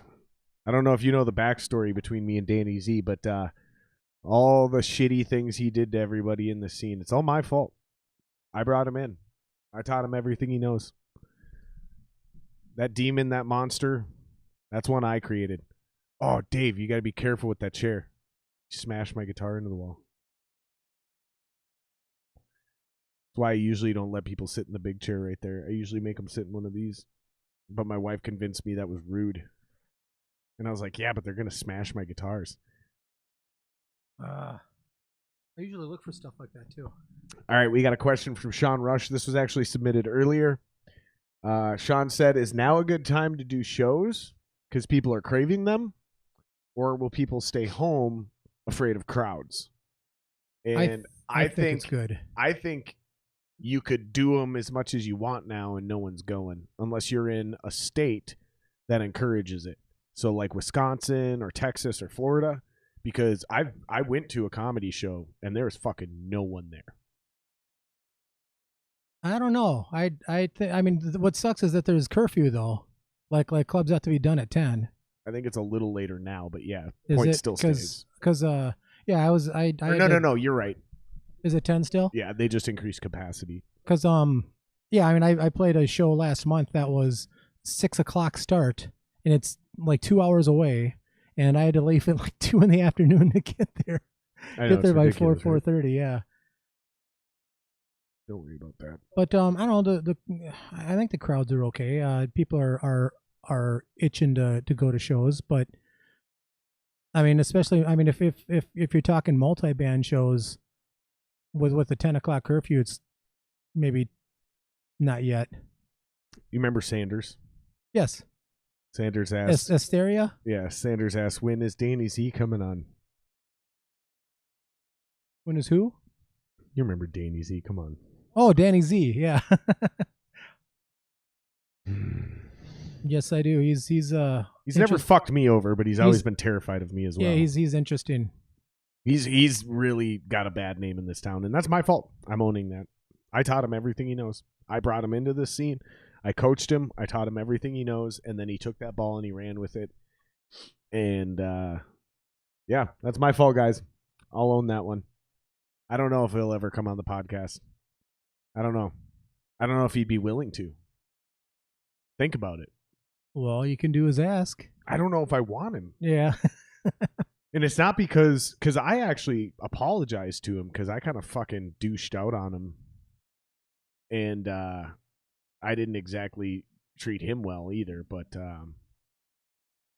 yeah, man, I don't know. I don't know if it's a good idea to have him on the podcast. It's a tough question. That really is. That's a tough one. Because that dude fucked a lot of people. Yeah. And if he starts mouthing off. That's what I hear, but I don't know any specifics, and I don't know him well enough. Just, seeing him here and there. There's too many people I love and respect. If he starts mouthing off, it could get really contentious really fast. And I don't ever invite somebody on the podcast with the plan or intent or willingness to make them uncomfortable or unwelcome. You know what I mean? Yeah. Like, I mean, think about it. What we talked about before the podcast. Like, this ain't an interview. Right. Like, we're just hanging out. Lay back and... Yeah, we're just hanging out, dude. That's all it is. I don't know if I would want to do that to Danny, because I'd feel compelled to hold him accountable for all the fucked up things he said and did to all the people that I'm friends with, and that wouldn't make him comfortable. And like I said, this isn't 60 Minutes. This isn't supposed to be a gotcha format. Trick him into... Yeah, I would just never do that. That's not my vibe, and I would feel compelled to hold him accountable for those things. I wouldn't be able to have him on here and pretend those things didn't happen. It would need to be addressed. So unless he decided he wanted to come on and address those things, that's what I'm getting at, is like, if anybody is curious, Danny Z would have to reach out and be like, I want to come on your podcast and tell my story. And then I would have to have a conversation with him, like on the phone, not via text, and be like, listen, man, I'll let you do this, but there's certain I'm not going to pretend like everything you said or did was legit. Like, and I'm going to have to confront you. And if he was willing to do that, then I'd have him on. But I don't think he would be, and I'm not going to invite him on deceptively. Does that make sense? I hope that's a straight answer to your question, Sanders. I was sarcastic earlier, but I hope that's a genuine and bona fide answer, because he's not exactly the most liked guy on our scene. That's what I'll say. One time, like, I saw some drunken Facebook rant by him. And it was oh, yeah? Yeah, it was like, wow. What was that about? I don't remember. It had to be about something. Just a bunch of words, like not good words. Go on. I don't remember. I really don't. It's just a wow. Yeah, so I remember wow. I just remember being extremely blown away by... I've probably done that, though, too. Some of the girls he was able to get with. Like, really? You got that girl? Her? Really? How? that was my biggest thing with Danny Z. Like, really? Wow. How'd that happen? That was always my thing with Danny Z. Yeah. Like, kind of impressed. A little like... Wait a minute, that doesn't make sense. Every step of the way. It only got bad when he, there was two things that happened. He started building a reputation for fucking people over and not paying people. And not on national shows where he lost money. Like on like shit he was booking. Right? Right. Where he would get a bunch of bands to play a show. And then there's a room. There's people. Bars making money. And he just didn't pay anybody. Probably to make up for his losses on national shows, if we're thinking on a business level, right? But he threatened a band I was sharing a space with one time, like in an email, so I read it. And they're in print. The shit he said, I just remember...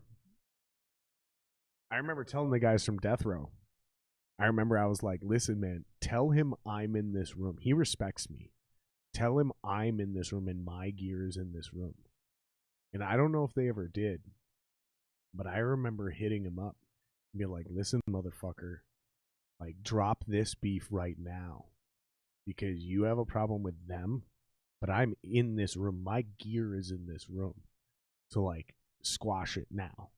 This is a line you've crossed. Because if you continue this, you're going to have a problem with me. And he mouthed off to me via Facebook or email or whatever. And then I ran into him at the gas station like a couple weeks later. Like literally at the counter. In front of the teller. And I was like, what's up, Danny? You gonna talk some shit now, you little bitch? And he was like, whatever, man, whatever. And he tried to like avoid me. And I fucking literally didn't chase him, like running chase him. But I fucking dropped my shit, didn't even pay for it, just left it at the counter. I'll pay for this later. Give me a minute. Walked out. And I talked shit to that motherfucker for about 100 yards as he tried to walk away. Like, dude, this shit's done. Because, like, you're talking a lot of shit, and you're threatening people with violence. And I'm here right now in public. Like, we're going to settle this like men. Because you want to talk all this shit, getting violent and threatening people. I'm right here. Let's do it right now. And he just walked away. Here's the thing. I hit up the death row dudes. I was like, I just ran into Danny in public. I don't think it's going to be a problem going forward. And sure as shit, those emails stopped. Those Facebook messages and all those fucking threats just went away in a whisper. Just So again, I don't fucking know if Danny Z's ever coming on the fucking podcast because, like, he doesn't have a good relationship with anybody, including me. However, I did apologize to him at the end because I didn't like the way I treated him the whole time. But within 15 seconds after me apologizing to him, he almost got in a fight with Vince from Nuisance and like 6 other people at Bernie's funeral. So I don't know. I don't even know if he's in town. I don't think I have no idea what happened to that guy. I don't even know if he's still alive. But no idea. I don't know. That whole thing's my fault. So if you guys are mad at Danny Z, blame me. For real. Unsub from the channel. Don't do that. Yeah, that's we work hard for not those things. that, yes. Speaking of, you have a YouTube channel. We played a video from it earlier. You've been doing covers due to COVID. Yes. Because you're in a cover band. You do all these songs. Yeah, and we stopped playing a lot. Or stopped playing at all for a while. Yeah. Yeah, but I'm in 3 bands. One of them is called Jasmine and the Gents. And it's a pop rock female fronted group. So what do you do, like top 40? Yes. Yeah. You guys make good money doing that? Yeah. I mean, like make a buck here and there. I mean, obviously before COVID shut it all down, but I gotta ask you because I've always said this about the cover thing, dude. Here's why I've never been in a cover band. Because as soon as I start getting into it, I quickly realize in order to make this thing good and profitable, I'm going to have to put in X amount of work. Okay? But X amount of work is not less than the same amount of work I would put in to make my original music popular.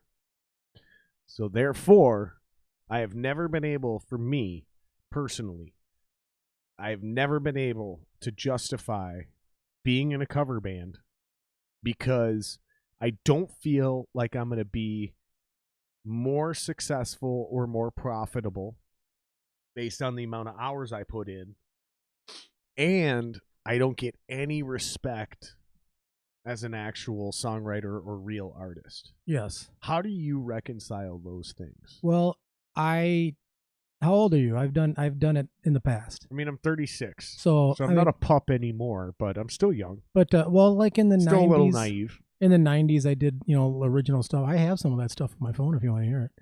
But we can play it. I can't put it on the internet, but we can play it. Yeah, I only have. I just don't have a way to get. I can give you a thing we can listen to it through your phone, but I don't have a way to get it on the internet. Oh, for them, okay. Well, we can do it some other time. Not yet. So someday. But yeah, I all right. But I don't know. I got into that. Just easily walked into it, and it is a lot of work. Like as far as you have to learn 40, 50 songs a night, and being in 3 bands, like some of the songs overlap, but still. Well, in the world I grew up in, these dudes had a 300 song library. Yeah, because they would do 3 1-hour sets a night, and they didn't want to have the same songs every single night, so they needed a library of 300 songs that they could pick from and fill 3 hours on in a new way any given night. That's a lot of work. Yeah, dude. I don't. My brain can't do that anymore. There was a time I could probably have done that. But, well, I mean, I have to know about 100 songs now, being in 3 bands. These were also the guys that were doing, Thursday, Friday, Saturday, Sunday night every week for 5 years. Yeah, all over town. Yeah, they used to be able to do that. There's not. You gotta be a little young for that. Yeah, there's not a lot of 5 nights a week places anymore. Well, and they would bounce. I mean, they weren't like a house band. So they do Thursday night at whatever venue, and Friday night at this venue, Saturday night at the casino. That's what I'm talking about. And I mean, it's basically Hairball before Hairball was Hairball. There's a few of those bands, Wookie Foot, and a bunch of other bands, and they'd string in their own originals through that. And there was an old formula, the way you used to be a band. And, like, the good ones had a 300-song library, dude. I know this because I grew up listening to these guys. They were my mentors. And that's why I have such an absurd work ethic when it comes to my original music. Yeah, because I figured if they're putting in that much work and that much effort to be a cover band, I better be putting that much work or more into being my own original band, right? Yeah. That's the way I was raised. I don't know. The Benjamin Ray band, we do a bunch of his originals as well, but yeah, a lot of his that band is more classic rock. But then we'll do like 6/8. But then originals. What's the other one in the Gents? That's top 40. Yeah. Yeah, that's got to be rough, man. Constantly having to learn the newest, most relevant songs. It's not. They're not new. So you're not doing top 40. Well, not current top 40. No. Gotcha. But you pop, like stuff, in the 2000s, whatever. I mean, there's some new stuff, Meghan Trainor and CeeLo Green, and so how do you like reconcile not getting any credit as a songwriter? I just haven't been good at it for so long. I mean, I personally, I don't think so. Gotcha. I mean, like, there's writer's block and there's 20 years writer's block. True. But I don't know, like I did sit down and like on and off over the last year, to everything that I just didn't like anything that I came up with. It's just why do you think cheesy. That is? I don't know. I don't. Because you said you like that. 20 years writer's block. You made that joke. Why do you think you've been on a 20 years writer's block? Well, I haven't tried that hard, but when I did, I would just this isn't working, and what song should I learn now? Interesting. Because I started doing covers as a way to break through my writer's block, and it always worked. Yeah. It's always worked. So whenever I'm like really struggling to write new music and I'm like, fuck, I've got like a long list of covers where I will just go learn that cover the exact way it's written. And then I break it down to its basic chord progressions and I rephrase the chords in a way that would be closer to as if I had written that song. Flip-flop some things and like so instead of just a simple power chord, right? Like I'll invert the chord, I'll do some weird version of some triad where it's like this is a chord I would play when I'm trying to get that note in this progression. It completely changes the expression. But it still honors the original structure and vibe. But it gives me a way to expand how I would write a song because I fall into habits and patterns. There's so many things I just like, I get stagnant and I get stuck in a pocket. That's the only reason I've ever gotten into covers is to break that mold. I just have not had it, for so long. And, maybe I, it's because I, do you think you're like too happy? Like, do you think everything's too great? Because that's what's kicked my ass. I mean, I guess content. I'm I'm content with just doing these. That's what's been kicking my ass, dude. Is being married and being happy and having no real problems. Yeah, and I'm not 23 and hungry anymore. To do that. Yeah, and I'm not brokenhearted and tortured anymore. That's why I haven't been able to write music in 2 years, 2.5, almost 3 years. So basically, since right before me and my wife got married, the last time I wrote a song was about 6 months. Maybe a year into our dating life.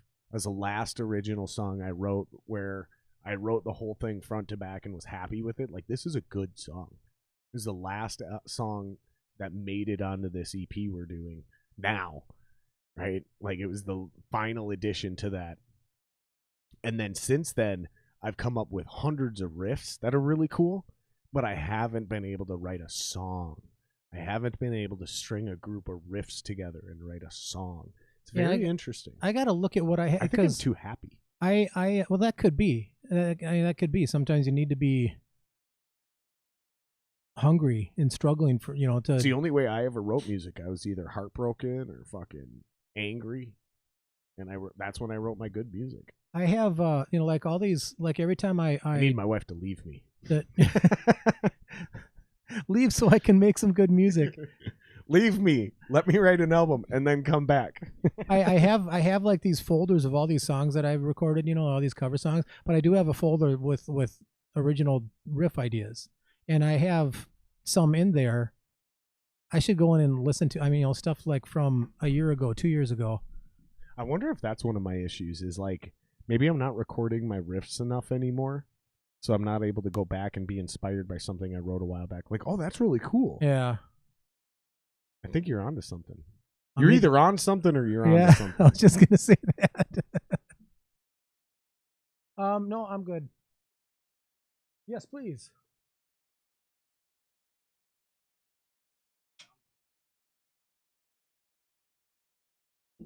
I forget they can't hear me when I'm at the fridge over there. I could kind of hear you. You could hear me, but they couldn't hear me. Hold on. My wife said, since he doesn't drink, all you got to do is text me, and I will pop down and bring him some more ice. I don't drink anymore, but then again, I don't drink any less. Are you a big fan of the dad jokes? Is that a dad joke? That's a dad joke. That's definitely in the realm of dad jokes for sure. I heard that from superstar Mike Morris. Yep, he's got a dad joke level of humor. Yeah. Actually, a story with him. I was in a cover band called the Drunken Stuntmen. This is 20 years ago, exactly 20 years ago almost. Yeah, this is 2001. To the day. Pete from Insurrect was the guitar player in that band. No shit, huh? But the drummer Sean, he knew. I think he went to high school with the program director or something like that at KFAN. Interesting. And so he met Mike Morris and got in good with him and stuff. And so he talked to him about his 4th of July party that he was having. He was having a 4th of July party at his house, 2001, mm-hmm. And Sean, apparently we played at it. He booked us to play at it, so we played at Mike Morris's house. Thank you. So we played at Mike Morris's house and got one-liners from him all day. Did you just get shit-faced over there? Yeah, I did actually. I shouldn't have driven home. I got a couple connections to another couple former athletes that are coming on the podcast soon. Ah, cool. I'm super excited about it. We had Ezra Tuiolo on. Yep. I'm saying it wrong again. I saw a little bit of that. Yeah, he said that John Madden was the only one who said it right. Yeah, I've been saying it wrong my whole life, and then randomly I came across it, and I realized I was saying it wrong. I corrected it, said it right on that podcast the whole time until the very end, and now I'm back to saying it wrong. I don't know what the hell's wrong with me. It's Tuaolo, not Tuaolo. Tuaolo. But yeah, I'm super excited about those guys. Are all cool. We've got buddies who are in the industry, and they know Mike Morris, who used to be a Vikings player. For the listeners that are confused. Oh, sure. All right. Sorry. I forgot about it too. Don't worry about it. Ezra used to be a Vikings player. There's a couple other cats. I can't drop all the names, but I did talk to Mike Singletary again, and he's still willing to do the podcast. Mike Singletary. I just got to get to Texas. That's the catch with that one, is I got to get down there. I even told him, I was like, dude, I said, honestly, man, I've known you for so long, and it'd be such a big deal to have you on the podcast. I was like, dude, I'll pay for your fucking plane ticket to get up here. With those eyes. And he was just like, dude, I do not have time. He's like, it's not even that I'm not willing. He's like, if I had the ability and the time, he's like, I'd come up there and do your podcast. But he can't, man. He's just too busy. He's got too much going on. I can't even allude to anymore. I want to talk more about it. I really can't. I really shouldn't. I get it. But I got to get down there. basically that's the point. But there's a couple other cats that I also can't really drop names on, but they're coming on the podcast here. There's a lot of cool shit we got in the works, dude. I can't talk about any. I can tell you off the podcast. I get it. That's cool. I really can't talk about it on the podcast. It's bad juju. Sure. Bad luck. Sure. It really is. If you guys are starting podcasts, if anybody's watching this as a new podcaster, don't drop names before they actually come on your podcast. It's bad luck. Unless you're already Joe Rogan and it's a huge priority and like you've already booked flights and that kind of shit, don't. It's bad luck. I've done it before and it bit me in the ass. There's your advice from Jared Singer. Don't announce podcast guests before they actually come on. There it is. I'm kind of panicky about it too. I'm like, man, COVID's going around. Mike's getting a little older. Like, you never know. Yeah. Motherfuckers can drop like flies. I mean, my aunt was doing fine. And then a week later, it literally, like, she was recovering from COVID. She was fine. And then literally less than a week later, she was dead. Huh. It just happens like that. My grandma died this winter, but I wasn't told if it was COVID related. I think, she was 93 or something like that. So my grandma caught it, beat it, and then died from it. Yeah. That's how fucking, not my grandma's sister. We call her my aunt. That's how fucking wild it is, man. Like, she beat it. Like, she was good. She was past it. She was about to be discharged. And then, like, it was like one of those things where it was like, yeah, tomorrow or the next day she's getting out. And then all of a sudden it was like, oh shit, she just died. Reeled back in. Yep. Wild, man. It's a weird one because so many other people catch it, don't even know they have it. Some people catch it, get over it right away. It's fucking wild, dude. Guys, throw your questions in. We're getting towards the third hour of the podcast. We've been going 2 hours, dude. You having a good time? Yeah, actually, I didn't think I would have much to say or 2 hours worth of shit that's worth it to easy, me. Right? We're just hanging out. Yeah, it's easy. That's true. I was worried that I had actually have fulfilling things in my life. Dude, you got lots of cool shit going on, man. That's why I wanted to have you on the podcast, dude. The mantra, literally, if you go to the About section, it says, I want to talk to cool people who've done cool shit or are doing cool shit. Well, hopefully things get cooler. Right. I got a show this Saturday. Where at? At Route 65, right on Highway 65 in Ham Lake. Wait a minute. So there's a Route 47 and now there's a Route 65? They're owned by the same people, yeah. Oh, fucking Jesus Christ. But yeah, Route 65, it's like 15 minutes north of Blaine. This Saturday, huh? Yeah, with Benjamin Ray. So with him, what kind of crowds they drawing up there? We played there once before, and it was like, enough to fill all the tables. That's interesting. I wonder how that's gonna go. I kind of want to come just to see what it's like. Is there a cover? No, I think at Route 47 there is, but not at Route 65. It's a smaller bar. There's definitely cover at Route 47. Yeah, at Route 65 it's a smaller bar. You say route, not route? Route. Yeah, I think it's route, isn't it? I think they're both correct. Well, actually, if it was like a word by itself, like or in a sentence, I would call it a route. But if it's the name of the venue, I call it route. Interesting. For some reason. So, like, if I were to write down, like, take this route, you'd read it as route. Route, yeah. But if I said it's take this route to Route 67, you'd say Route 67. Yeah, take this route to Route. I think it's roof. 67. I think it's like roof. Yeah, roof, or it's one of those.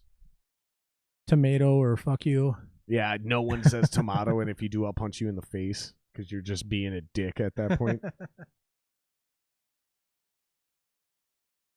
I've always laughed at that.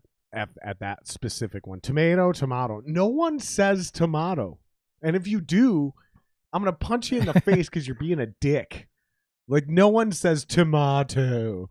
Like that fucking commercial with Mark Hamill and Jean-Luc Picard. Yeah, the Luke Skywalker and the Star Trek guy. Yeah. I'll have Luke Skywalker and Jean-Luc Picard. I think that's where it was either that or it's the Star Wars Star Trek thing. Probably actually both, but yeah. Yeah. They're icons. I'll have blah, blah, blah, blah, with no tomatoes. And then the other guy's like, I'll have it with extra tomatoes. No one says tomatoes. Is that a British thing? Is that what it is? Did the British say tomatoes? I don't know. Tomatoes? I don't think I've ever heard anyone say that. I know. That's why I'm asking this, is like, because it's in the English dictionary both ways. That's where that saying comes from. Because in the English dictionary, if you read the pronunciation key, it has two ways to pronunciate the word correctly. One with the line over the O and one without it. Yep. Tomatoes and tomatoes. So a short A and a long A. Oh, the A, not the O. Yeah. Yep. Tomatoes, right? But no one in America has ever said tomato without being an intentional asshole about it. So my question is, why was it ever tomato unless it's like the fucking British version of saying aluminum? They say aluminium. They add an extra letter. There's another letter in aluminum in Britain. That saying had to have originated in the UK. It's got to be, right? Yeah. It's got to be. I don't think it would. It can't be like the origin of that saying can't be from the United States, because no one, like you said, no one says tomato. Right.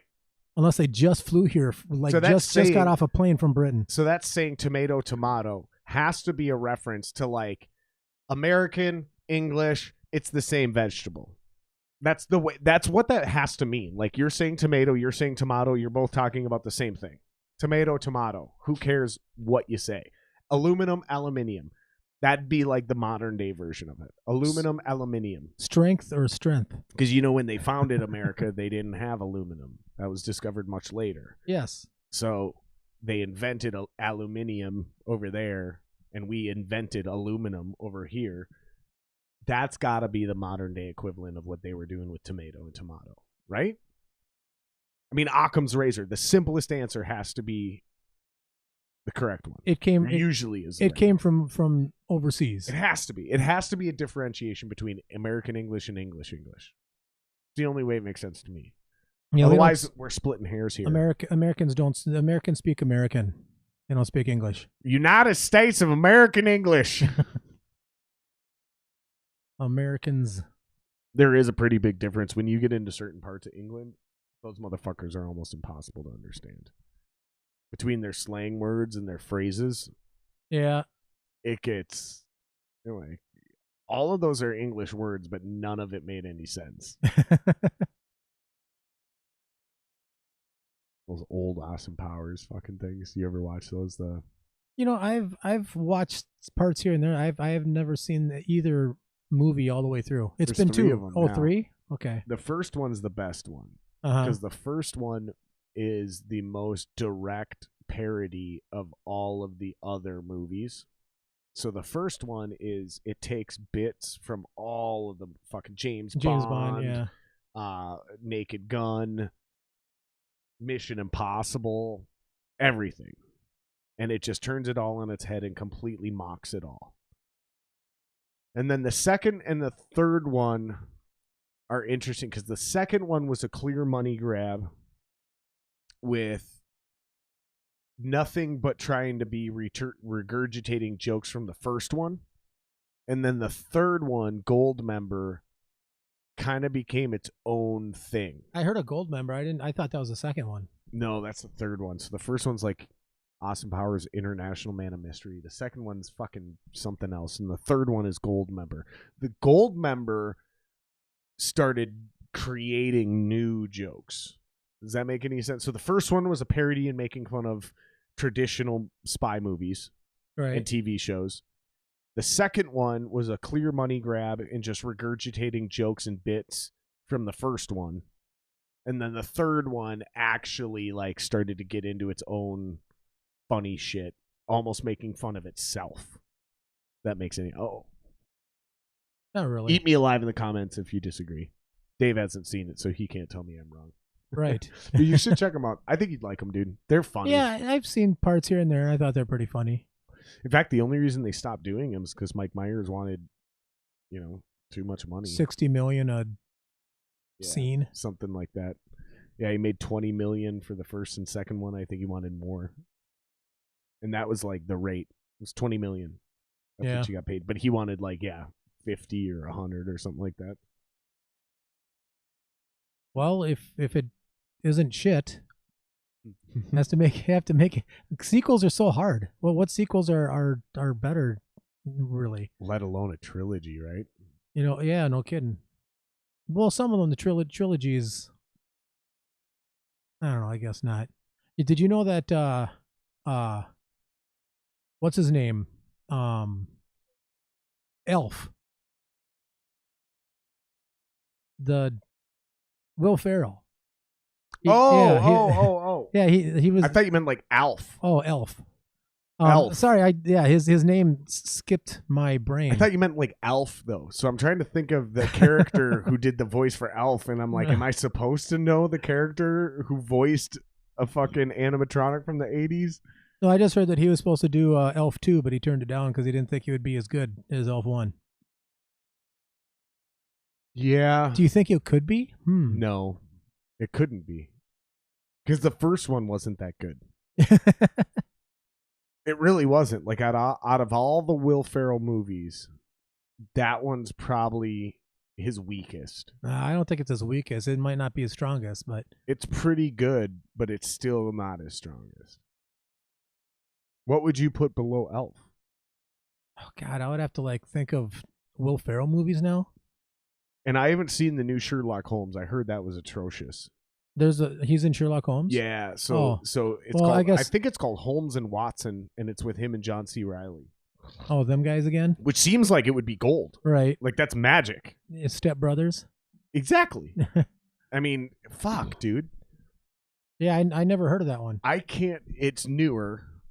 And it did very poorly in the box office and with ratings and reviews and all that shit. But did it come out recently?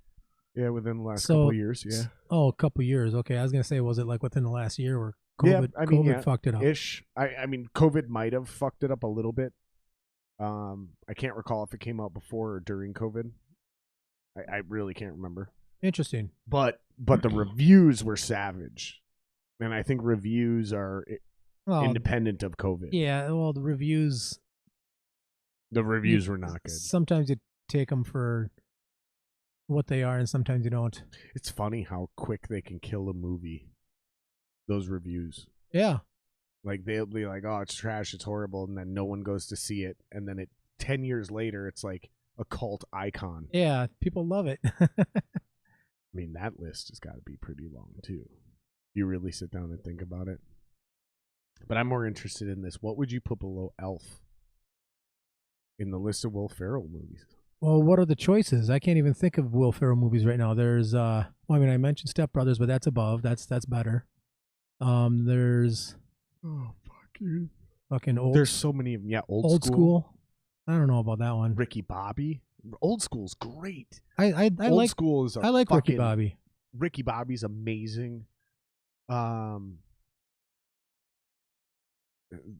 The listeners and viewers right now are eating us alive. They're going, you idiots. How can you not remember all of these movies right now? Should I look them up? You know a movie, no. You know a movie Will Ferrell was supposed to be in, but didn't end up being in, that ended up being one of my greatest comedy movie of all time? What's that? You ever seen Hot Rod? Hot Rod? Yeah. No. I'm telling you, Hot Rod is the greatest comedy, in my opinion. Hot Rod's the greatest comedy movie of all time. It's got everything. It's got slapstick humor. It's got dry humor. It's got delayed jokes that you don't even catch the first time around. It's got in-your-face humor, physical humor. It's got everything you could possibly ask for in a comedy movie. Cheesiness, awkwardness, like deep intellectual level jokes that you might not get because you don't understand the reference. And 5 years later, you suddenly discover the cultural reference, and then you watch that movie for the 30th time, and you finally get this one joke hidden deep in the middle of this fucking movie, and it's a throwaway joke, right? That like doesn't land. Yeah. The rewatch value on Hot Rod. When did that come out? Long time ago, like 15 years ago, probably. Who starred in it? The main guy is Andy Samberg. Don't know who that Isla is. Fisher. Yeah, you do. It's the dude from Saturday Night Live, The Lonely Island. You know, I'm on a boat, motherfucker. Take a look at me. The dude who's in the fake hip hop, not fake hip hop, but the humorous hip hop group, like a boss. All of that shit, and then it's got his whole crew in it. Do you watch HBO? Do you watch HBO shows? Yeah. Have you seen Barry, No. where he's the hitman turned actor? No. That dude, I forget his name off the top of my head. He's in it. Will Ferrell was supposed to be the main actor, but he turned it down. And then Will Ferrell did pick up the movie and is the producer on the movie. He's the executive producer, so he's the one that fronted the movie and helped to get it made. He just didn't want to act in it. Andy Samberg ended up with the part, and it's a bunch of SNL cats. I'm forgetting everyone's name right now. Viewers, listeners, if you guys are watching, throw it in the comments. Help me out. But Andy Samberg is the main guy. So Hot Rod. The premise is this. There's a guy who's an amateur stuntman, and he can't get his dad's respect unless he can kick his ass in a physical fight. So every day he wakes up and fights his dad and loses. And then, before he has a chance to kick his ass and earn his respect, his stepdad has a heart attack. So the entire premise of the movie is Rod has to earn enough money doing stunts so he can pay for his stepfather's heart transplant, so he can kick his ass, Fight him. so he can earn his respect. Like, that's the premise of the movie. Amateur stuntman has to pay for father's heart surgery so he can kick his ass, so he can earn his respect. That's the entire premise of the movie. It is hands down my favorite comedy movie of all time.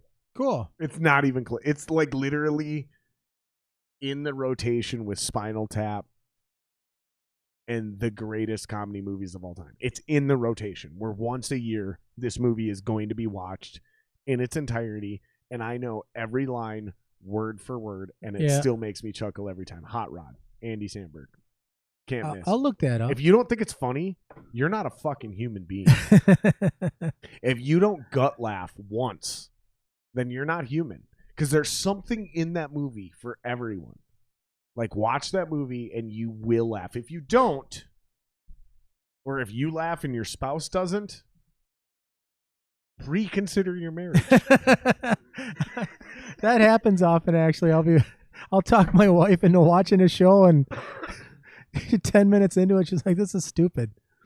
I love that about my wife. We have such a similar sense of humor. She got me into Big Bang Theory. Do you ever watch that show? No, I know of it. I hate sitcoms. All of them. I hate the idea. I hate the formula. I hate the format, the cheesiness. Yeah, the laugh. I hate all of it, right? The last time I was genuinely into a real sitcom was Third Rock from the Sun. That one really got me. Do you remember that one? Yes. John Lithgow. Damn, that was funny. Like, that dude was hilarious. There's one scene the one that hooked me for Third Rock was when John Lithgow looks in the mirror. And he's like, good God, I'm gorgeous. Because the way he looked at himself, yeah, you thought he was going to be grossed out by how ugly his shell was. Yeah, they're all aliens. Yeah. And he looks in the mirror like he's going to be disgusted with himself. Like, good God. I'm 12 years old. I don't know what comedy is yet. I don't know the idea of a punchline. I'm gorgeous. And I fucking lost it. It was the funniest thing. I didn't see it coming. I was hooked. It was the last time I thought a sitcom was funny. However, my wife starts watching Big Bang Theory. And I got to admit, dude, like, if you give that show enough episodes, one of those characters and their personalities and their acting is gonna make you like barrel laugh, like really get you going. And it's just crazy because, like, my wife, we have such different tastes in movies when it comes to pretty much everything except comedy. So, like, she's really into horror and gore and all that shit. I think most of it's dumb and cheesy and stupid. It's not scary. It's fucking dumb. You know, it's just like all devil worship and ghosts and demons and it's so played out. And I'm into all the dumb shit right now because, you know, content's a little. So I'm super into all the Marvel shit. Yeah. All the TV shows now, the movies, all of it, right? The WandaVision. Oh, fuck yeah. You been watching that? Yeah. Yeah, it started out Spoiler alert. kind of what? Stop watching now if you're worried about spoilers from WandaVision and tune back in. Oh, we don't have to talk WandaVision. I want to. Okay, well, I do too. Good. Good. Spoiler alert. So stop watching now if you haven't watched it and you're worried about spoilers. If you don't give a fuck, then go ahead and keep watching. But this is your official warning. We do respect on the extravaganza here. We do respect spoilers. Do not listen any further. This is your final warning. If you're worried about spoilers for WandaVision, this is it. I'm dragging this out for a reason. You've been warned. If you listen 3 times any further, there's zero responsibility on us, and it's 100% your fault. All right. So now that that's out of the way, dude, this WandaVision shit is legit, bro. Yeah, the first 2 were like weird, but when you like think now that you know what you know. You asked me earlier how old I was. How old are you? You asked me. Well, do you want to guess? 47. Yes. On the nuts? Yes. God damn, I'm good. Cheers, brother. Cheers, brother. That was a random guess. I did not know. There's nothing that says you're 47. I just guessed. Yeah, I try to look younger. You look great. You look great. You do. I think I look pretty good for 36 as well. But I thought you were like 28. Thanks. I'll take that. I'll take that. I definitely don't ever get that when I have a beard. People have joked with me forever. When I shave my beard off, I shave 10 years off. So when I have a beard, I look my age. When actually, me too. Me too, but my wife likes Scruffy Dave. Yeah, my wife won't let me go lower than this. This is as short as I can get before she's not into it anymore. She has to trim it herself. Really? Yeah. She won't let me do it. Okay, so WandaVision.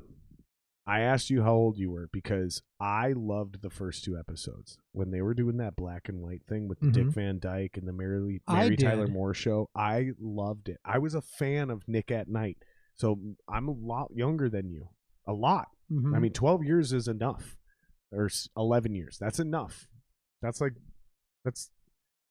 basically me and my little brother. That's half a generation. You know what I mean, though? So, like, people in my generation didn't grow up watching that TV. But people in your generation did. That's still at the tail end of what you guys watched. Because Dick Van Dyke, Mary Tyler Moore, I Love Lucy, those were on legitimate reruns when you were a kid. Yes. When I was a kid, 11 years later, those were only on Nick at Night. And we had, dude, Dragnet. Oh, yeah. Just the Facts. Dude. Oh my God, Joe Friday was so fucking cool.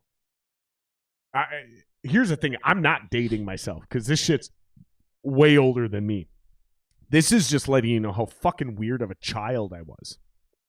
So I remember my mom walking in and asking me, why are you into this weird old black and white TV shit that I wasn't even into? And I was watching the Lucille Ball show. Not I Love Lucy, the Lucille Ball show. Because that's how Nick at Night started. So I was watching cartoons, and then Nick at Night would start, and it would be, starting off would be the Lucille Ball show. And I looked at my mom. I don't remember this conversation, but my mom has consistently reminded me of this. And she goes, I asked you why you watched it, and you go, Mom, I've never seen a grown-up get in so much trouble. Like, because if you think about the Lucille Ball show, she wasn't with Ricky.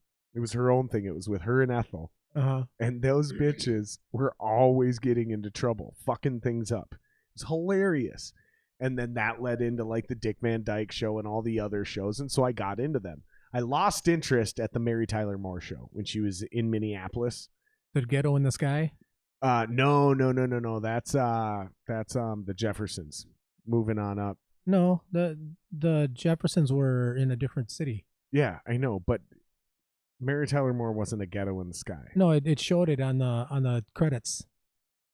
Did it? I think so. Yeah, like the color. Yeah. No, it ended. It ended on her throwing the fucking hat up in the air. I think no. I think the beginning credits. I believe it was Mary Tyler Moore. Explain. Like like the going through the what montage did they do at the beginning of the It was show? her just walking through downtown. Yeah, and then didn't they show a pan up for like and you saw like Cedar Square West, which is now Riverside Plaza? That wasn't even there then. It was which show had that?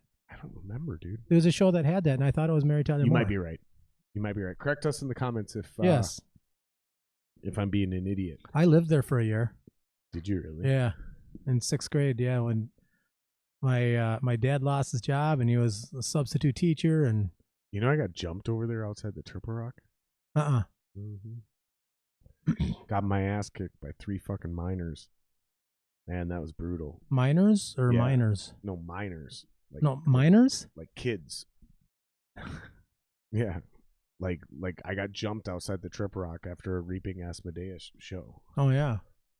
Yeah, the fucking sucker punching little bitches. I was fine for the long... I held my own for that entire fight. But, man, it's tough to fight 3 people, dude. Yeah. You get tired fast. I can handle 2, even if you're bigger than me. I can handle 2 of you. I'll fuck both of you up. But that third dude, man, you just can't... You can't sweep a triangle and defend... It's too easy to get fucking blindsided, man. I got a concussion from that one. A bad concussion. Like a really bad concussion. That fucking kid walloped me. He must have fucking wound up like behind his... Uh-oh. He must have wound up behind his ear. Because he fucking hit me so fucking hard. With like a running start and shit? Jesus Christ. It's brutal, man. One of the worst concussions I've ever had in my life. Do you have a towel? Yeah. Beer is down. Not that big of a deal. I spilt it mostly on the floor. I just can't find... Oh, there they are. Hold on. Keep talking. All right. Well, anyway, I think that... Yeah, we were talking about WandaVision, started talking about Mary Tyler Moore and the Ghetto in the Sky. When I lived there, it was called Cedar Square West, but now it's called Riverside Plaza.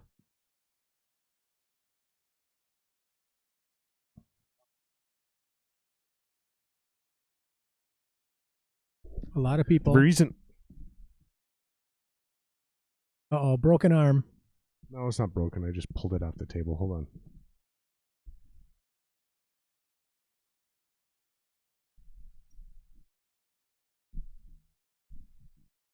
All right. So the reason I brought it up is because a lot of people didn't like those first 2 episodes, dude.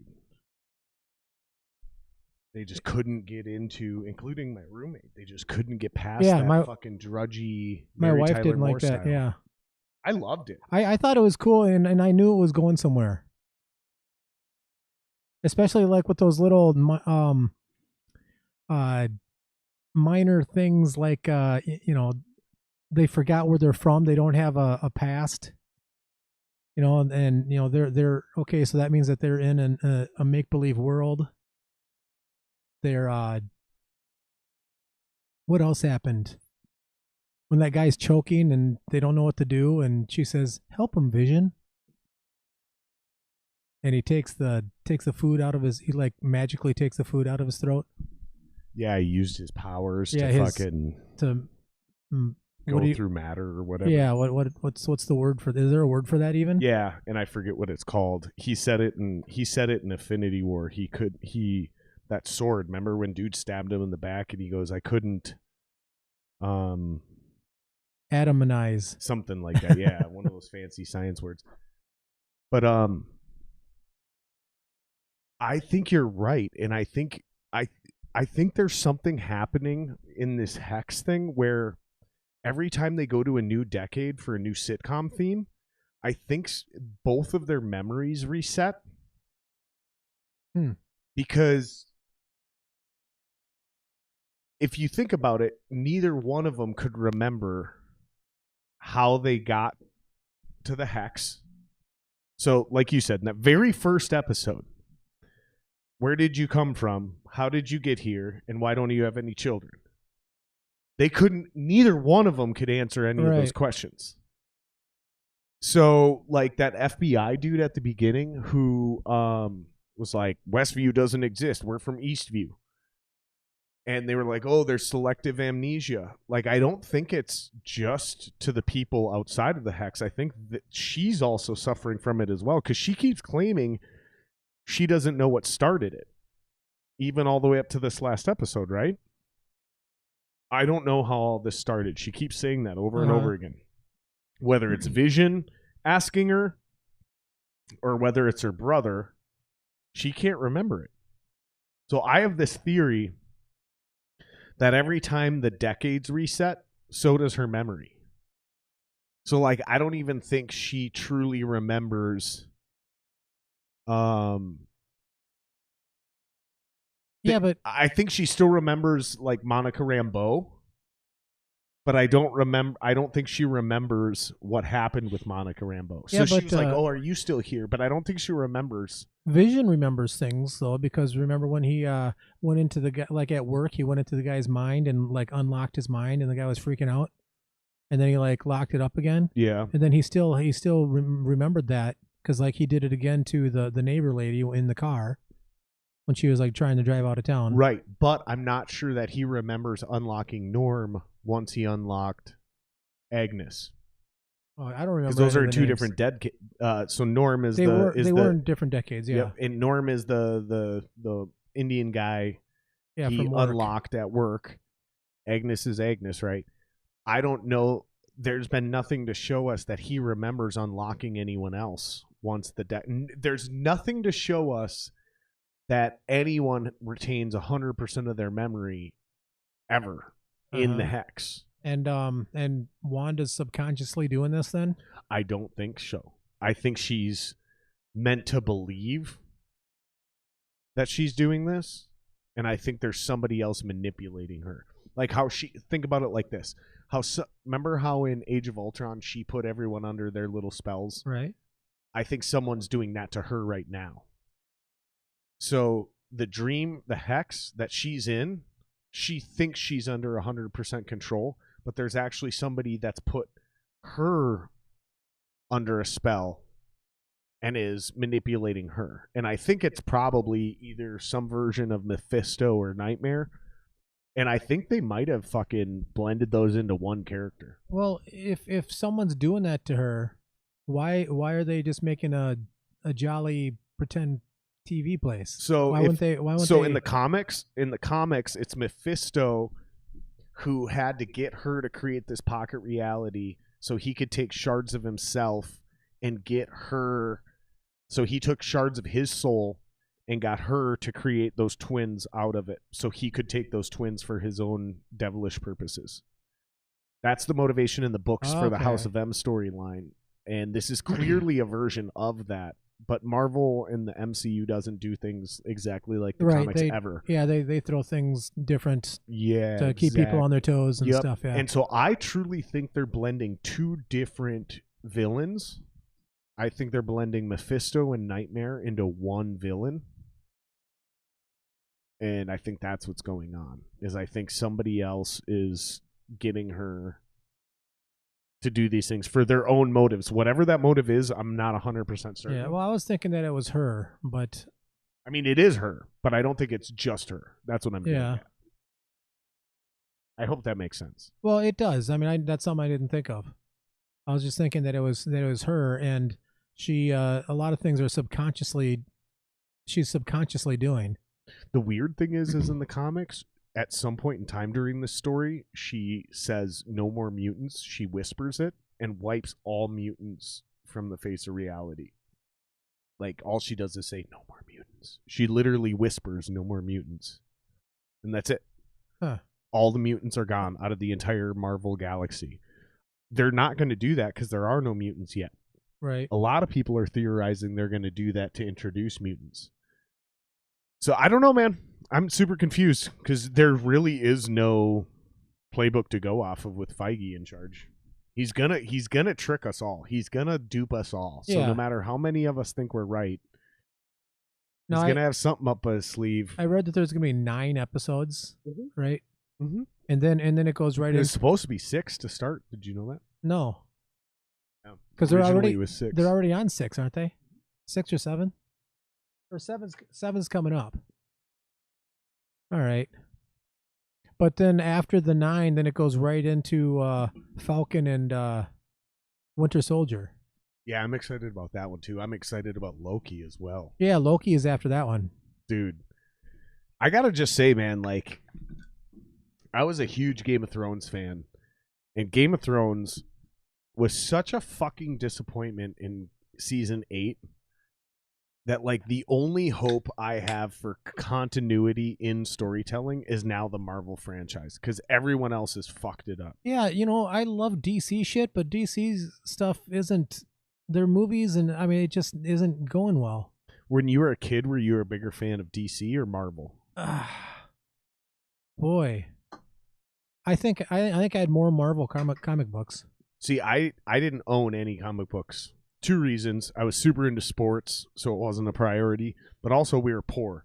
So by the time I started getting into the whole comic book superhero thing, even my allowance and Christmas gifts, all that was going in a different direction. Mm-hmm. Yeah, every time I got anything, I went to the baseball card shop. Right? Exactly. Shit like that. But I did have comics of Fantastic Four. Or a video game. That was a big one for me. Not for me, because video games weren't like anything Not until like when I was like in 7th grade. I think we got a Sega Genesis. Yeah, and so that kind of makes sense, because Sega and Nintendo were already extremely established things. Shit, by the time I was even 7 years old. When we got a Nintendo for the first time, it was kind of hilarious because we were like the last people to get a Nintendo. And then when we got a Nintendo, the Super Nintendo had already come out. That's how like behind we were, But as a kid, I was super into Batman. I was super into the DC universe, as we would call it now. And it was because it was dark. It was scary. Yeah. It was gritty. It was mean. Just like the metal music I listened to. And the Marvel shit was like cartoons for kids. Right? But now that they're making movies, I agree with you 100%. Like, they're just not bringing it. I know, and I want DC to be better. It should be better, right? Yeah. Especially when they kind of started this. Like, X-Men, when Fox bought X-Men, they kind of launched the movie comic book thing. But then they kind of fucked it up right away. And then all of a sudden, The Dark Knight came out with Christian Bale. Right. And we were like, oh, this is... And then remember they did Man of Steel? They did the new Superman, and it was like, oh, they're connected. This is going to be amazing. Right. And then out of nowhere, Marvel just fucking came out and just crushed it. And DC just fell apart. Yeah, Marvel has had a big, and they still do have a big plan. They have everything planned out like for 10 years in advance. And DC, it's like they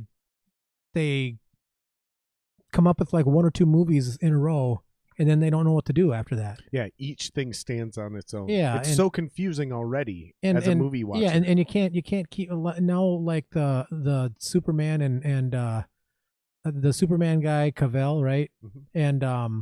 And who was Batman? Ben Affleck. Yeah, Ben Affleck. I think they're leaving. How do you feel about Ben Affleck as Superman? I liked him. Do you? Yeah, at first, I hate him. At first, I'm like, oh God, why are they? I hate Ben Affleck as Batman. Oh, really? I'm not into it. At first, I thought, why are they doing that? But I like what he did. Here's why I don't like him. He's big. I think Batman should be like a big strong guy. I see. Okay, okay. So let's get into this. So I disagree. Okay, here's why. Because when I see Batman, I understand that it's his brain and his money that makes him an actual superhero. Okay? Meaning his brain and his money allow him to make the suit make him a superhero. Okay? Now, with that said, there's still a man inside the suit, and the man still has to be a real hero. Christian Bale's, Michael Keaton's, even Val Kilmer's Batman, when they stood without the suit, they looked like a dude who could kick some fucking ass. For real. But Ben Affleck does not seem like a man who can kick someone's ass without the suit, and neither did George Clooney. In fact, when you get those bigger dudes that are thicker like that, there's something lost in the Bruce Wayne character that those other guys, and it's also not just their body type and their personalities, it's also the way those movies were made. So there was something about watching Christian Bale and Michael Keaton and Val Kilmer even, where without the suit, you got something in the movie that showed you they are Batman and they're the shit, even without the suit. But with Ben Affleck, it's like the only time you see him be tough is either A, without the suit, where he's like doing pull-ups with weights on him. Yeah, he got pretty ripped for that movie. Or when there's a fight scene and he's in the suit, there's no like vibe that's actually him. It's too easy to get the vibe that it's a stuntman. It always is. But I didn't feel that with Val Kilmer or Michael Keaton or even Christian Bale. Like those Bale fight scenes between when they'd zoom in on his face and he'd be like, I'm Batman, and then he'd do some fighting shit. Like it felt like the same guy. But with Ben Affleck, it doesn't. It feels like I get Ben Affleck as an actor and then I get a stunt guy as Batman. That's what I'm trying to explain. Like there's a disconnect in how this is happening. I'll look at that more closely. I just don't buy it is what I'm getting at. Like Ben Affleck ain't no fucking Batman. He's fucking Ben Affleck. He's pretty. He's soft. No one's buying it. I'm sorry. I get it. I'm being a judgmental prick. No, that's I'm just not into Ben Affleck as Batman. I'm sorry. I'm not into it, but I think he did good. Can't tell you you're wrong. I can't tell you you're wrong. Now, if you tried to tell me George Clooney was a great Batman, then I would tell you you're wrong. That was the worst Batman of all time. The way, is he doesn't have a different character. He's always the same thing, same. And I like George Clooney, just not as Batman. In ER or something. Yeah, and he was even in that Three Kings movie. He was awesome in that. He's in a bunch of shit where I think George Clooney's great. I'm not hating on George Clooney. I'm hating on George Clooney as Batman. Yeah, fuck off with that shit. But that's what Marvel has done so well, is all of the characters feel like them in and out of the suit. Yeah. Tony Stark is basically Marvel's version of Batman. Yeah, he was brilliant. What's his name? Robert Downey Jr. Yeah, Robert Downey. Yeah. Fucking Chris Hemsworth as Thor. He's Thor. Yeah. He's Thor. He's like 6'6". You know what I mean? Like Chris Evans as Captain America. Yeah. That's Captain America. No one else can be Captain America. Those three were so perfectly cast. It's brilliant. That's cool that Chris Hemsworth wants to stay and do a lot more movies and stuff. I know that. I love that. He's my favorite MCU character. It's Chris Hemsworth as Thor. That whole arc, even from the first two movies, I'm like the only dude who liked Thor: The Dark World. Is that the one with the elves? Mm-hmm. I still liked that movie. Yeah, he was. No one likes that movie, but I liked Thor, and Thor was like one of the weakest comic book characters they have ever had. Well, like as far as like story and ratings, comic book sales. Oh, sure. Like he was a B level. He was a B tier character. Okay. He was. It was Spider-Man, and Spider-Man was like what their top thing. The X-Men. There's like one or two more, and they sold off all the rights. That's why when they started this thing, they had to start with Iron Man, Hulk, Captain America, and Thor, because those were the four characters nobody wanted to buy the rights to because they weren't fucking popular. Like they were all literally B tier Avengers. That's why they were able to, because people don't know Marvel Comics went bankrupt. And the only reason Fox ever got the rights to make an X-Men movie is because Marvel had to sell the rights in order to not go bankrupt, because they technically went bankrupt. And part of it was they would sell out and lease out the rights and pay off their own bankruptcy. Uh-huh. And they did that. And then when they finally paid off their bankruptcy and they seen how much money everyone else was making off their movies, they were like, hey, we should do our own. And they were like, we don't have the money for that. So then they literally mortgaged themselves and sold themselves and made the first handful of movies and then bought themselves back out of debt. And then continued blew to up make with them, everything, yeah. And then eventually sold themselves to Disney for nothing more than distribution rights. Because they were like, we can make the greatest movies in the world, but Disney owns the ability to get them everywhere in the world. Yeah, okay. So let's sell ourselves to Disney, and they maintain creative control. That's the other thing. So until fucking Disney, or until the DC universe figures out how to do that under Warner Brothers, it's gonna be fucked.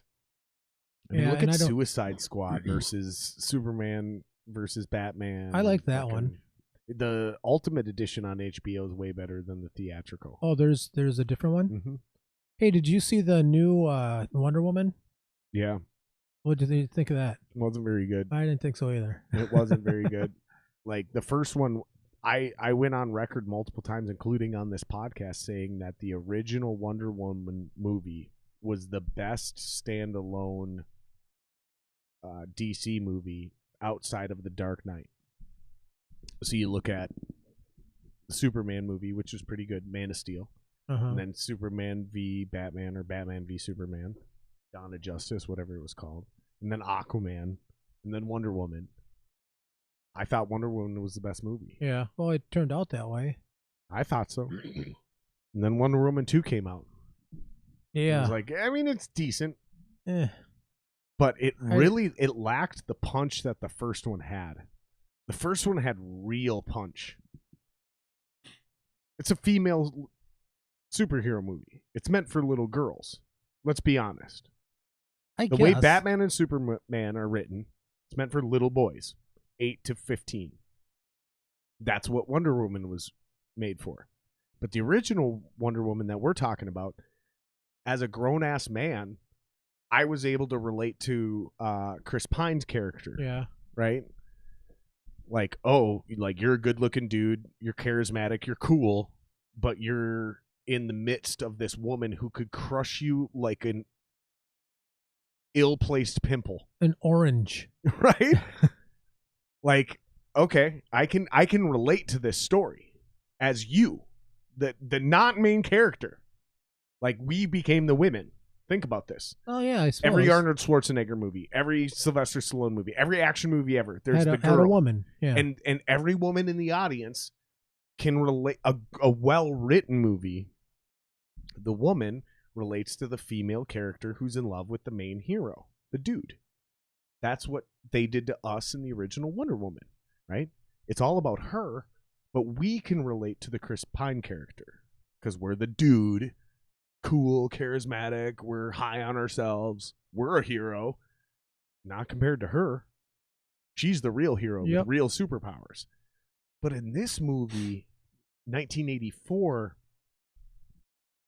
I don't know, I liked it, but at the same time, I have to admit it wasn't a good movie. It wasn't well written. Yeah, Did you know the whole thing is a metaphor for climate change? What? From the director's lips, this is her quote. The entire movie is a metaphor for climate change. Now, how does one thing relate to the other? Exactly. So climate change is us all wanting to keep our wishes and attachments, but we need to give them up in order to make the world a better place. Yep. Okay. Yep. Your awkward silence is appropriate. Yeah, okay. Yeah. Yeah. Stop trying to send fucking humanitarian messages through your movie unless they're direct and literal and exact.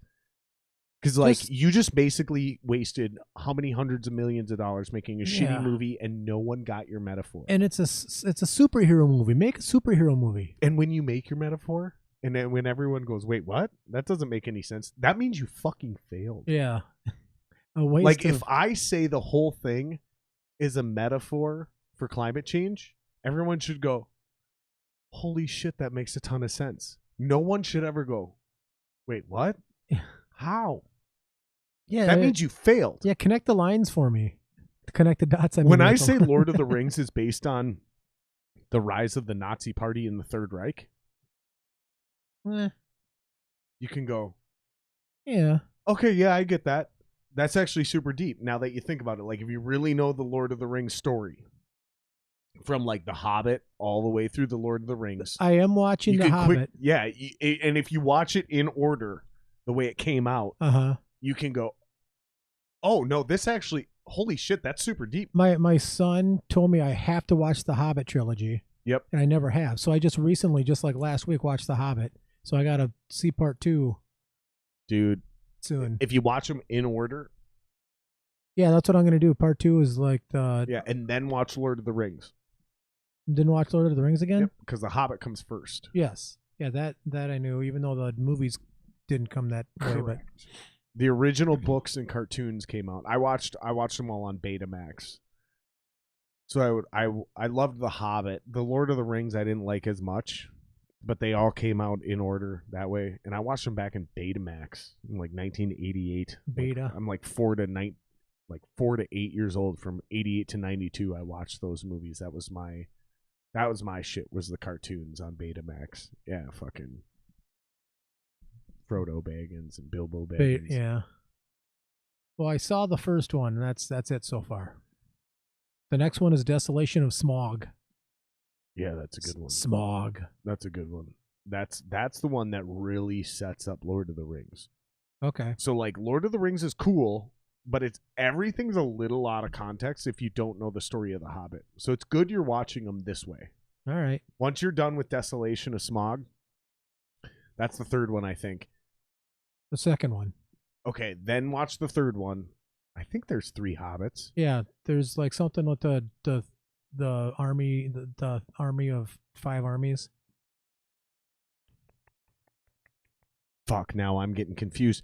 I have a feeling they split The Hobbit into 2 movies. Correct it? I think it's 3. Hey, listeners. You fucks. Aaron, Greg, Sanders, Sean, you're getting included, buddy. You're part of the crew now. You're all a bunch of sons of bitches. Spoiler, pure abuse. What Sanders said, LOL. Danny Z's not coming on. I decided just now. Since you fuckers are piling on.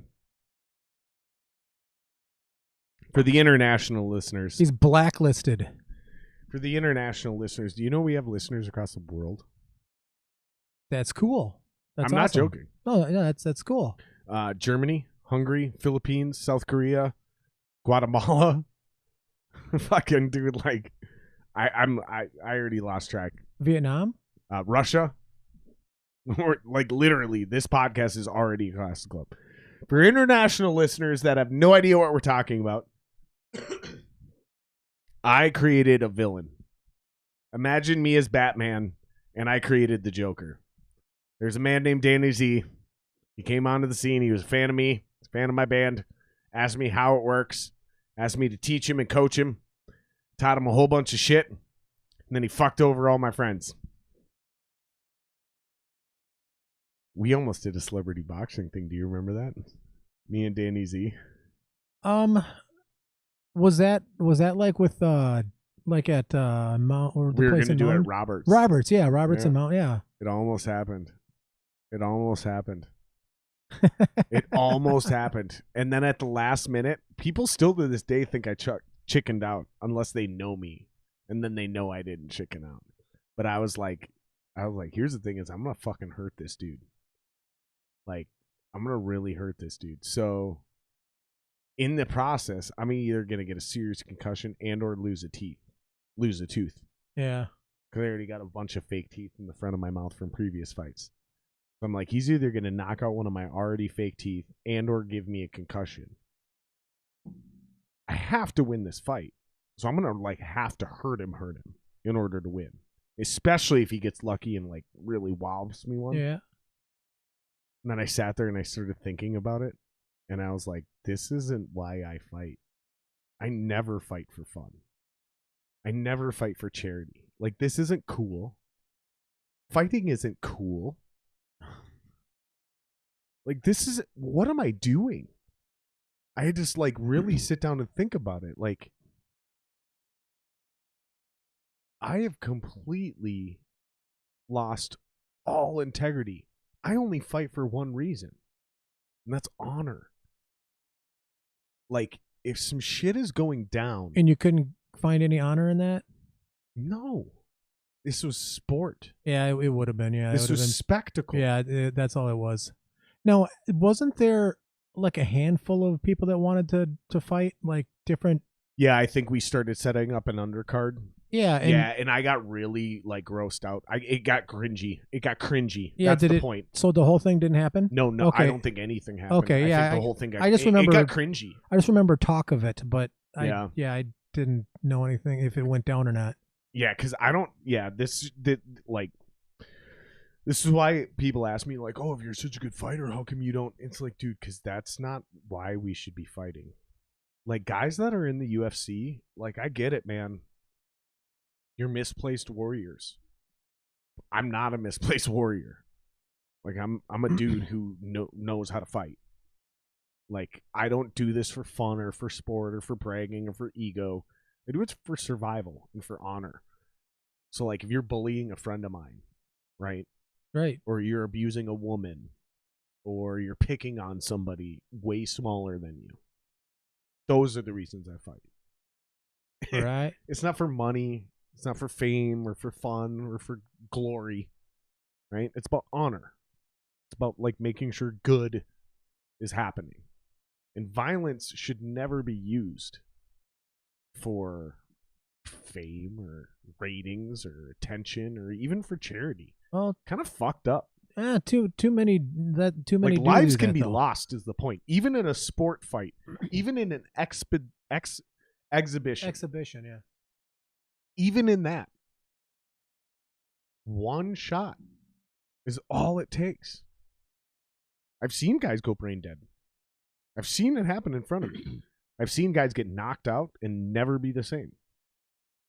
And like, as that shit got closer and closer to becoming a reality, I was like, this is getting cringy real fast. Like, I gotta really hate somebody in order to want to fight them. Yeah. Who else were on the undercards? I don't remember. Yeah. You would have a better idea than that. But I do remember some like other local shit. And I was like, I'm not down with this. I'm not down with like breeding a culture of animosity and violence. Like, that's not who I am. Was he going to use like that boxing ring that they have in there once in a while? Oh, yeah. Yeah. There was somebody who had something set up with either boxing or wrestling or something. And that was the other thing, is I quickly realized when people started talking about rules, I was like, oh, yeah, this ain't how I fight. Like, I fight for real. Like, you ain't telling me I don't get to use my legs. You ain't telling me I don't get to bring this man to the ground. Like, especially a dude who's 45 pounds heavier than me. No. I'm using my legs. I'm using my length. I'm using every fucking skill I've ever been. And that's when I realized, I was like, no. Like, I want to fight this dude for real because there's honor on the line. Y'all want to make this a game for spectacle so you can sell tickets and make money. Right. Like, that ain't why Danny Z and I are about to fight. Like, no. This shit needs to happen in a fucking back alley parking lot where it's me and him and two other people to make sure nobody jumps each other. like this is some back alley respect issues that we're dealing with right now.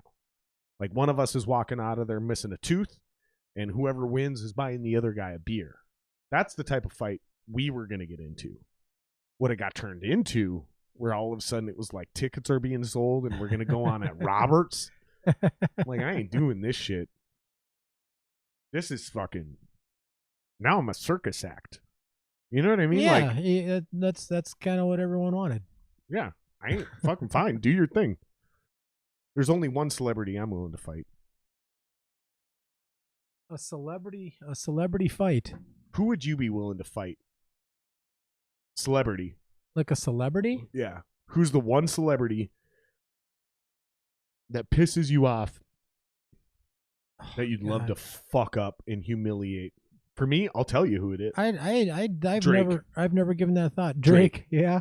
I would literally, if you put me in a room with Drake. No rules. Drake. All we do is tape up our fists and our ankles. Drake is fucked. Fucked like a bottom bitch in prison. Like, I'm going to own that dude so fast. It's going to be hilarious. And he can do all the training he wants. All the training he wants. With all the money in the world he has. And find the best trainers in the world. In one round, I will submit. Not knockout. In one round, I would submit Drake. One round. What is it that gets you goat? What don't you like about him? He acts and talks about how much he's earned when he was born into money. Oh, really? That shit pisses me off. He's like the Donald Trump of rap, of entertainers. Like, dude, you were a child actor. You were rich since you were born. You hire people to come play covers of classic Americana music, and then you quote unquote remix it and call yourself a musical genius. You don't do shit. You're a fucking fraud.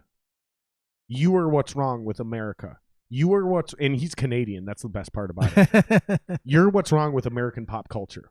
Yeah, you're not making anything original. You're not even playing instruments. You hire other people to come in so you don't have to pay sample royalties, right? Like Dr. Dre did. So Dr. Dre would sample your record and then remix it into his own version of a song. That's what hip-hop producing was. Yeah. And then he would put it out with new hip-hop lyrics over it and pay you your fucking royalties because it was your art he stole. And he knew he stole it. But he revamped it and made it his own art. But still gave you respect you deserved and paid you like a man. Drake, in order to avoid copyright, he hires people like me and you to come in and get as close to the original recording as humanly possible. And then he does all that shit. And then makes millions of dollars off it and has the balls to call himself a fucking artist. And doesn't pay anyone except for the session Correct. money. And he has the audacity to Photoshop his head on top of other people's bodies and say, this is a pic of me working out in the gym. I'll fucking molest that motherfucker in a fight. I didn't know that about him. That ain't a man. That's a bitch. That's a bitch. Interesting. That's a bitch. Like, come to my hood and act hard and watch how fast that shit comes crumbling down on you. That's why I don't have respect for people like that. Like, dude, don't pretend you're something you're not. Here's an opposite example. Tony Parker. Uh-huh. French. Point guard. From France. Yep. Grew up rich. They did not know that. Never once pretended he didn't grow up rich and privileged. In fact, called himself out for it. Mm-hmm. Talked about how easy he had it. And then made a very smart PR move and weaponized that and said, because I came from privilege and everything was given to me, I had to work twice as hard as everyone else because they already had motivation. I had to make up my motivation. Sure. Yeah. I had to fake a struggle. That I'll fucking give you respect for, bro. Because you're going, hey, man, I had shit easy. Everyone else had real struggle. They had real motivation. I had to pretend I was struggling. Like, right. I respect that. But do not grow up rich and try to fucking talk about how you grew up hard in a struggle. Don't do that. Don't do that. Come on, dude. Come on. And I'm just waiting. I mean, it's my Marilyn Manson. He's my Marilyn Manson. Oh. I can't wait for this dude. And it's not me being a hater. It's not. It's just me seeing through all the bullshit. I just can't wait to find out how many girls this guy's roofied and fucking how big of a piece of shit he is. Like, Find out some dirt that's been because hiding. I see it all. I can smell it through the camera. Think about it. How many rock stars have you and I actually hung out with? Hundreds. Real rock stars. Real famous people. Think about it. Dozens.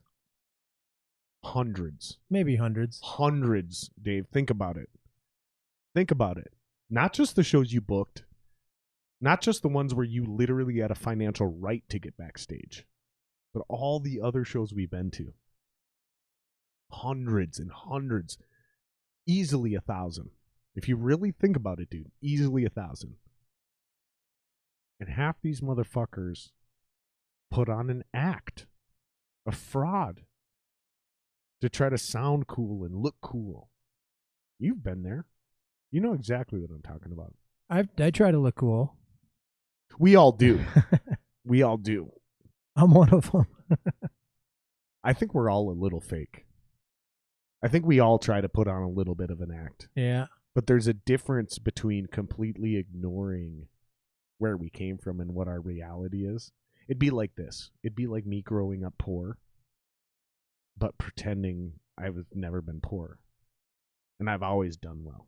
Yeah, people don't do that. That's not true. They do it the other way around, yeah. I mean, no, some people do it. Some people are ashamed of coming from poverty. Some people pretend they've... Donald Trump is a great example. He talks about how he came from successful genes. He talks out of both sides of his mouth. That's the crazy thing. He talks about how he came from great genes and had to work himself from the ground up. But then he also talks about how he took out one loan from his dad, which happened to be $1 million in like the early 80s, which is like $100 million now. You know what I mean? Right. Like these guys, whether it's Drake or Trump or even fucking Tekashi 6ix9ine. Oh yeah, that guy. That's my favorite one. That's my favorite one. What's all the story with him? It's you know what my best he went to jail. He was ratting on people. Yep, he's a snitch. And then he gets out and he's out. And he goes, yeah, but if somebody tried to say your cousin murdered somebody and you stepped up and said, oh, my cousin didn't murder that guy, it was this other guy, that's snitching, right? And everyone in the room, he was on Impulsive, the worst podcast on the planet, by the way. Seriously, Logan Paul, pure money grab. Worst podcast on the planet. Worst podcaster on the planet is Logan Paul. He doesn't even talk for half of his own pod. His name's on the wall, and he doesn't even host his own podcast. He doesn't even talk half the time. He's got two other jabronis that do most of the talking, and then he chimes in with some random question every once in a while, and it's a shitty question. It's always like some half-ass question. He gets Tekashi 6ix9ine on there, and he brings up this analogy, and I'm screaming at the fucking... I had to watch this because I'm like, this. I seen a clip, and I'm like, this dude's got balls. I want to know everything that was said. I watched the entire podcast, and while it's going on, Tekashi 6ix9ine keeps bringing up this idea of snitching, and I keep screaming, no, no, no, no, no, no, no. That's not snitching. I'm begging anyone in this room to have the balls to bring up to Tekashi 6ix9ine. That's not fucking snitching, dude. That's justice. Because you're making sure an innocent man isn't convicted for a crime he didn't convict. Snitching is when somebody asks me who did a crime, and in order to save my own ass, I rat you out. Right. That's snitching. But if somebody accuses you of murder, and I go, it wasn't my cousin Dave, it was Tom.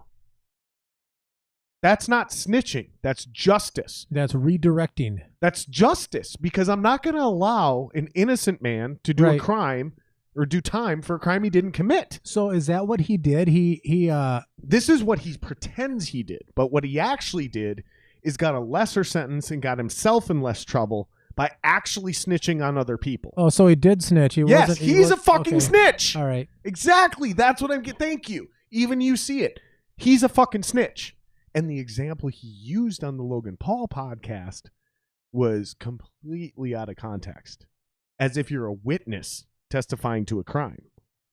Because your cousin is being accused of murder. And you go, no, it wasn't my cousin Johnny. it was this other guy, Tommy. That's not snitching. That's justice. You're making sure an innocent man doesn't go to jail for a crime he didn't commit. You're making sure the actual criminal goes to jail for the crime he did commit. That's not snitching. Snitching is when you did a crime with me, and then I get caught, and I rat you out in order to get a lesser sentence. Right. That's what snitching is. Yes. That's why Tekashi 6ix9ine is a bitch. Now, what repercussions is he going to see for that? Anything? I mean, is there a price on his ass? I should call Ant. I don't know how. I don't think Ant wants to be on the podcast. Yeah, I'm not going to call him. Yeah, I know he's not going to be cool with that, but I would have to call Ant and ask him what the street level punishment is for that. Because I'm not a gangbanger, dude. I can't answer you that question. I would, but there are Crips and Bloods rolling in this hood, and I have the respect of both. I would have to call them, and I would have to ask them, like, what would happen if 6ix9ine ran through this hood? Because he wronged one of you. And I don't remember which side he was on. I don't remember which side he played. I don't remember which side he snitched. I'd have to call both crews, and I'd have to ask them, like, what would you do? I guarantee you that answer would not be flattering or life endearing. Not sugar coated. I guarantee you they would say something to the degree of like he better hope we never see him. I would put a lot of money on that answer from both crews. And they both rode deep in this hood. They just like me because I don't snitch. That's why I have respect. Because I let everybody do their jobs. I let everybody make their money. Yep. And like I just let them know don't fuck with this house.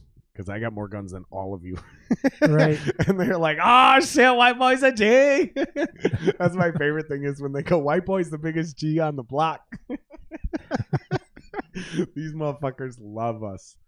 We are like the nicest people on the block, yet the hardest motherfuckers on the block because we got the most legitimate legal guns on the right block. When the riots went down with the papers, when the riots went down and Kate and I rolled out, like the riots are happening, the whole block is unifying, and Kate and I both showed up fully strapped. Like the whole block was like, okay, these white people are definitely one of us. It was amazing. It was such a great experience because, like, I don't think people realize there's zero difference between white people and black people as long as you're on the same economic level. Like, that's what it really boils down to. Yeah. I'm not joking, dude. Like, it doesn't matter the Asian woman next door, the Mexican people across the street, the black dudes across the street, or the white people living here. We're all the same. Yeah. We all live here. And we all deal with the same city council. We all deal with the same fucking cops. You know what I mean? Yes. It's one fucking group of people here. That's all it is. Is it is it like multiple blocks that you're tight with, or just no? Really it's just this block. This block. I mean, I'm tight with some of the motherfuckers that roll entire areas. Sure. So I got numbers I call if somebody fucks with me and I don't feel comfortable handling it because I think I might have stepped on an alligator's tail, so to speak. Yeah. I got numbers to call, but it's like it gets solved above my pay grade, so to speak. Does that make sense? Yes. You gotta take a leak. There's a hierarchy. You look like you gotta take a leak. You gotta take a leak. Not quite. I mean, we're getting close to wrapping this up anyway, so. What do you say we go like another 10, 15, 20 minutes? Yeah, sure. Come on, what do we got? What do we got next? I mean, honestly, man, I think we've just been kind of rambling. Yeah. Like we didn't really even finish the WandaVision shit, which is fine because nobody has any idea what they're talking about anyway. Yeah. Well, we kind of came to a little bit of maybe not a head, but where we think, like, you think that she's being manipulated, and I'm thinking maybe she's not. Yeah. That's like the question. she's subconsciously doing the question is Wanda in complete control of the hex? That's the question. Well, she's in enough control to like get mad and like make it bigger. True. That is very true. That's what kind of fucked my theory up at the last episode. Now is what I'm curious is if she's going to remember that in the next decade. Yeah, that's coming up in a couple days, right? The next decade is Friday. Yeah, you're right. It's already Tuesday. I got rehearsal Friday. I better learn some songs. You got a show this Saturday. Yep. And no one could get together until Friday, so we're getting together Friday, and there's some new like fucking... And you're Route 65 in Ham Lake? Yeah. Fuck, that's so far out there. No, it's not. It's like half hour from here. Maybe I'll come. Doing Spoon Man. Okay, I'll definitely come. That's a challenging song. Yeah, we'll see how it goes. It Friday. doesn't sound challenging. Basic musicians listen to that song and they go, "It's 5/4. I don't see what's so tough." Yeah, play it, bitch. Yeah, bop. All I want to know is why people think certain music and certain songs are so fucking easy. But then when you play them, I can tell you why you're playing it wrong. Like, if it's so easy, you should just be able to play it perfectly. Uh-huh.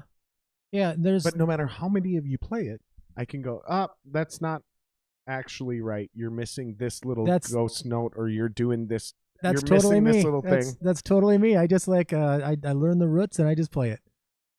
And then I. But do you claim to play it right? No. That's the difference. No, I know I don't. That's the difference. I play. I actually throw in stuff to make it even more fun. That's a huge difference, Dave. What? So the guys who pretend they're great and pretend they're playing it right and aren't, versus the guys who just like, it sounds right.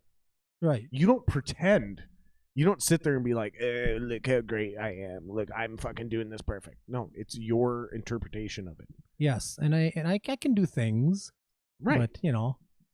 But it's those guys who like, doesn't sound right. And you're like, what's up with that song? Sounded a little weird. Nope. I don't know what you're talking about. You sure you're coming in on the and of 4 there? Or like when the Last Minute Heroes is a 3-piece, and like, you know, we'll do big songs, you know, and do it as a 3-piece. Yeah, there's gonna be some horns missing. There's gonna be some keys missing, but we kind of do it a different way and fill it in. Well, listen, where can people plug you, or where can people follow you? Sorry.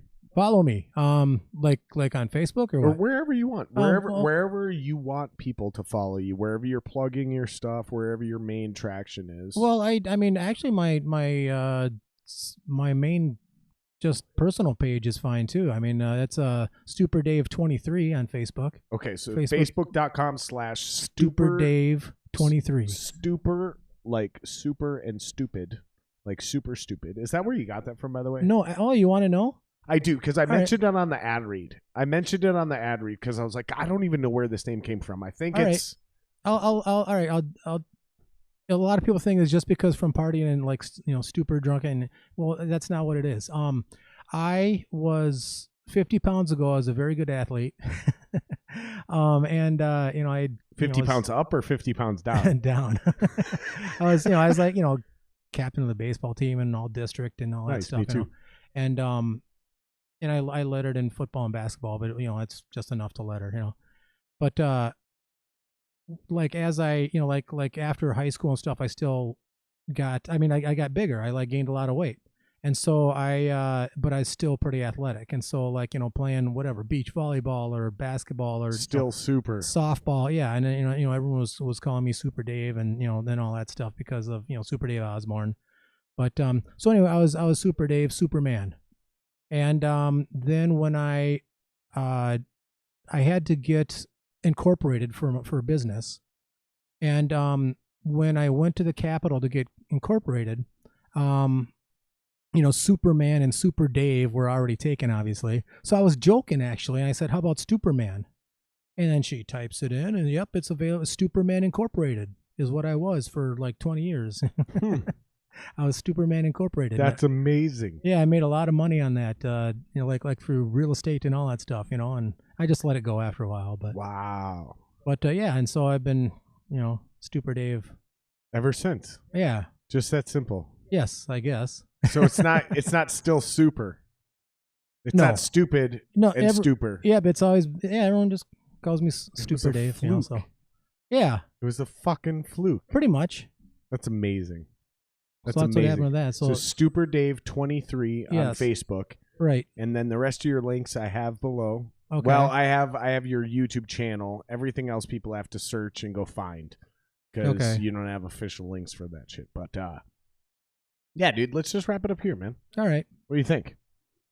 Cool. Did you have a good time? Had fun. I was just gonna say that. Did you have a good time? Yes. Let's do this again, dude. All right. This is a blast.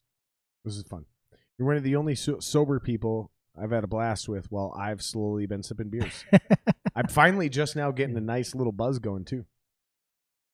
Nice. Well, with the milkshake beers. Well, I had 3 beers tonight. I had 3. But they're all like 29% alcohol. They're up there. They're up there. But I felt like we held it together. Yeah. Felt like we did a good job tonight. Cool. And you'll have to come fill in if Greg or I can't make the live thing. Yeah. One random night. Like you'll just have to fill in. Yeah. Let me know more details on that. It'll be great. So yeah. Yeah, we'll have to talk more in detail about that. Cool. And then as soon as we wrap this up, you'll have to play me some of that shit off your phone. Oh yeah. It's like we can't play it for the crowd. Okay. It's easy as that. But yeah, I was just gonna let you know I do actually have originals. I want to hear them. They're just like, you know, I want to hear them. 25 the cable years I'm old. gonna hand you this cable right here. You can plug it in now and start playing it. Oh, this is iPhone. Oh, then just unplug it. Oh, I didn't know that. That's what I was saying. Nice. So you can plug that in now and cue it up. You and I will be able to listen to it, but I don't have that cable hooked up to the audience feed. I get it. Is there anything else we should play on the way out? Should we play one of your tunes from your YouTube? Yeah. We already played the new one. What are you thinking? Like something rock or something? What do you think, man? What do you want to play? Is there one video we should try to highlight and get up there a little bit more than other? Well, it's like I already got like 1,000 views. I was thinking like Sabotage, Beastie Boys. How did that sound? Works for me, dude. Because I got really creative on that because I don't have a turntable, so I did some things with the guitar. Works for me, dude. You sure you're ready for this? You're gonna put yourself out there. Yes. Good answer. All right, we're pulling it up now. Found your channel. I am subscribed, by the way, but I subscribed through my other account. Cool. I'm gonna wait until you hit a significant number, and then I'm gonna use this channel to subscribe so I can be like your 1,000th sub. Ah, cool. Or your 666th sub. Or 200. Or your 777th sub. Like it's gonna be a number that means something. Yeah. I was Andrew Altman's 666th sub. And I was Jason Reed from Buried by Hope. Yes. He started a gaming channel with his kids. Yep, I'm subscribed on that one. Yeah, they're well over 1,000 subs now, but I was his 1,000th sub. Oh, really? That's why, because I have 2 accounts. I have my personal and then I have the channel. Uh-huh. And I subscribe to everyone I love on one, and then I save the other one until there's a number to hit. Yep. And I watch y'all. I check in every day. I watch y'all. All right. Which one are we going to do? Holy shit, you do look super skinny in this photo. Yeah. You look almost unhealthy in that photo. No. I'm not. Go to videos. Because I think it's like the 8th one down or 10th one down. Okay, so here's the deal. You can go right. You can go right, I guess. This, you need to tighten this up. Let's show people what we're looking at here. Oh, I thought they could see already. No, not yet. Hold on. I'll be able to see it now. I'm going to throw this up here. All right, so you want to look that way. That's what they're seeing. It's on a delay. Don't worry about it. Let me pull up back. Hold on. Make sure we got everything else up. Okay, we're good. So this is what they see way up here. Now, this is what I'm trying to say is that you gotta start putting these things in playlists, so it all pops up on your main page. Oh, I have one playlist, but I'll show you. I'll show you what I mean. All right. So if we go to like, hold on. Oh, I fucked that up. Didn't like that. Bear with us, guys. I know this is gripping podcasting. This is gripping podcasting. I know. YouTube class for me because I'm not really. I don't know how to do much. I know it's gripping. This is so entertaining. But here's where I'm going to show you something real quick. So we're at home. Let's just go to my channel. Okay, this is what I'm talking about. You gotta have it. You gotta have it segmented out like this. Okay, so you just build playlists, and then you go to the Customize tab within your own YouTube, and start segmenting them out. Obviously, they're all covers, and you have a featured thing at the top of your channel. That's cool. But when you get to like here, you want to do like figure out a way to segment it out. So like new uploads, rock, like you go down, then it's like metal. You could even do an entire band playlist. So like Soundgarden covers and put them all in one. It just start, because this is what people see when they come to your channel. So when we go back to, because I just have everything just all on one. Yeah. And so when we go back to youtube.com/StuperDave, I think I'm spelling this right. Hopefully it just brings us straight away. Okay, yeah. So when you don't sort them into playlists, you just get one list and then a bunch of deadness. Yep. And that's fine. That's your featured thing is fine. Okay. But like you just said, in order to get anywhere, I have to go then click a new tab to videos. And then once we get here, we see the full library. Yeah, you don't want to. So then it's just an work. onslaught. Yeah. Okay. See what I'm getting at here? I do. Yeah. So keep it simple. This is what people don't understand is your YouTube page, the way you land on it is different from the way you and I see it on the back end. So you and I see things one way, but the way the viewer ends up on your YouTube page is uninviting. And that's not you. That's YouTube in general. You have to go out of your way to like make that landing page super easy to navigate. So like literally tomorrow or Friday when I have an admin day, call me and we'll FaceTime or go over the phone and I will walk you through the menus and show you how to like take this and make it show up on your main page. Take this, show up, and you're going to, I know it sucks, but you're going to have to go through and you're going to have to go into each fucking video. That's good. I got the time. And put it in playlists. So you'll take Soundgarden video, Silverchair, and you'll go put this in these 3 playlists. Okay. Put this one in this 4 playlists. Put this one in 7 playlists. But then when you do it correctly, it'll all show up on that main page. So when people land, they can quickly filter through and find something they'll actually be into.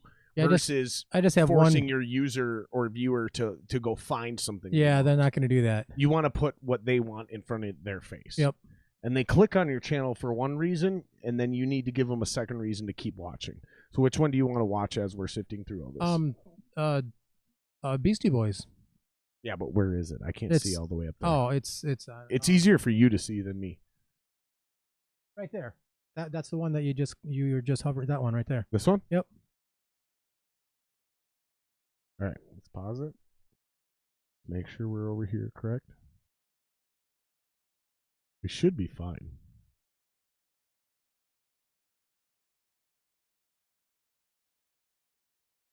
All right.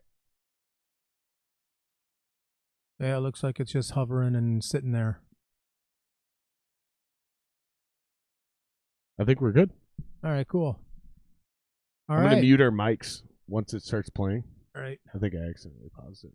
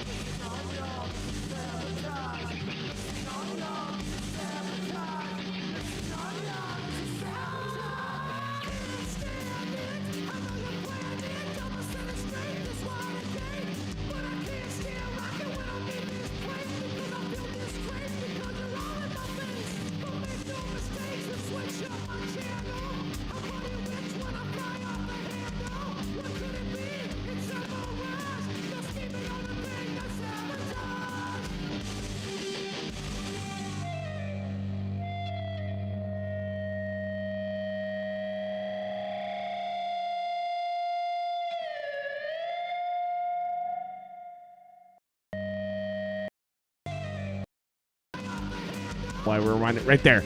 Right there. Okay. Okay, then okay. That light right here above your right shoulder. Black that window out.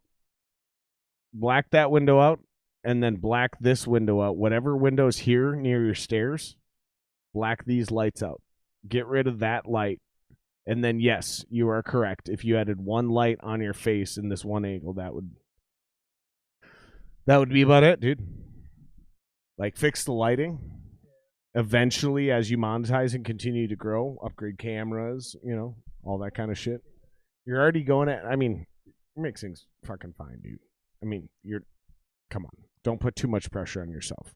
If you really want to take it to the next level, you're going to have to hire a guy like Wally. You're going to have to hire somebody else to mix it. I mean, here's the thing, dude. Is if you monetize this channel, you're going to want to do it for covers. You can make a lot of fucking money off this. A lot of money.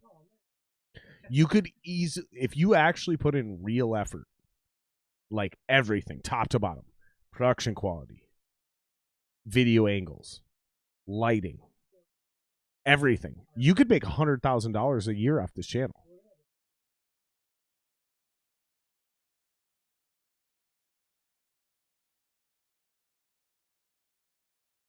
It'll be fun, dude. We'll get you there, bro. It'll be fun. All those fucking, yeah, all that shit, dude. You build yourself a night. Dude, let's do it. Let's do it. Call me. Call me. I got your back, dude. Let's do it.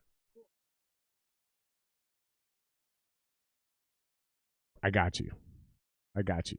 And we'll do it to a point where there's no work. Yeah. We do the work once. We set it up. And then, yeah. Yeah. It's beautiful. All right, buddy. You want to do this again? Appreciate you coming down, brother. Thank you guys for watching and hanging out with us. Thank you so much. Seriously. We wouldn't have gotten this far without you guys. Please like and subscribe. Share. Tell people. Word of mouth is the best way to promote this thing. Shout out to our sponsors. You know the drill, you guys. Peace out. Love you guys so much. Rock and roll. Okay, we're going to do that. And then we're going to do this. And then we're going to do this again. There we go. All right, everyone. This is now my... All right. Now we're cueing the outro. Love you guys.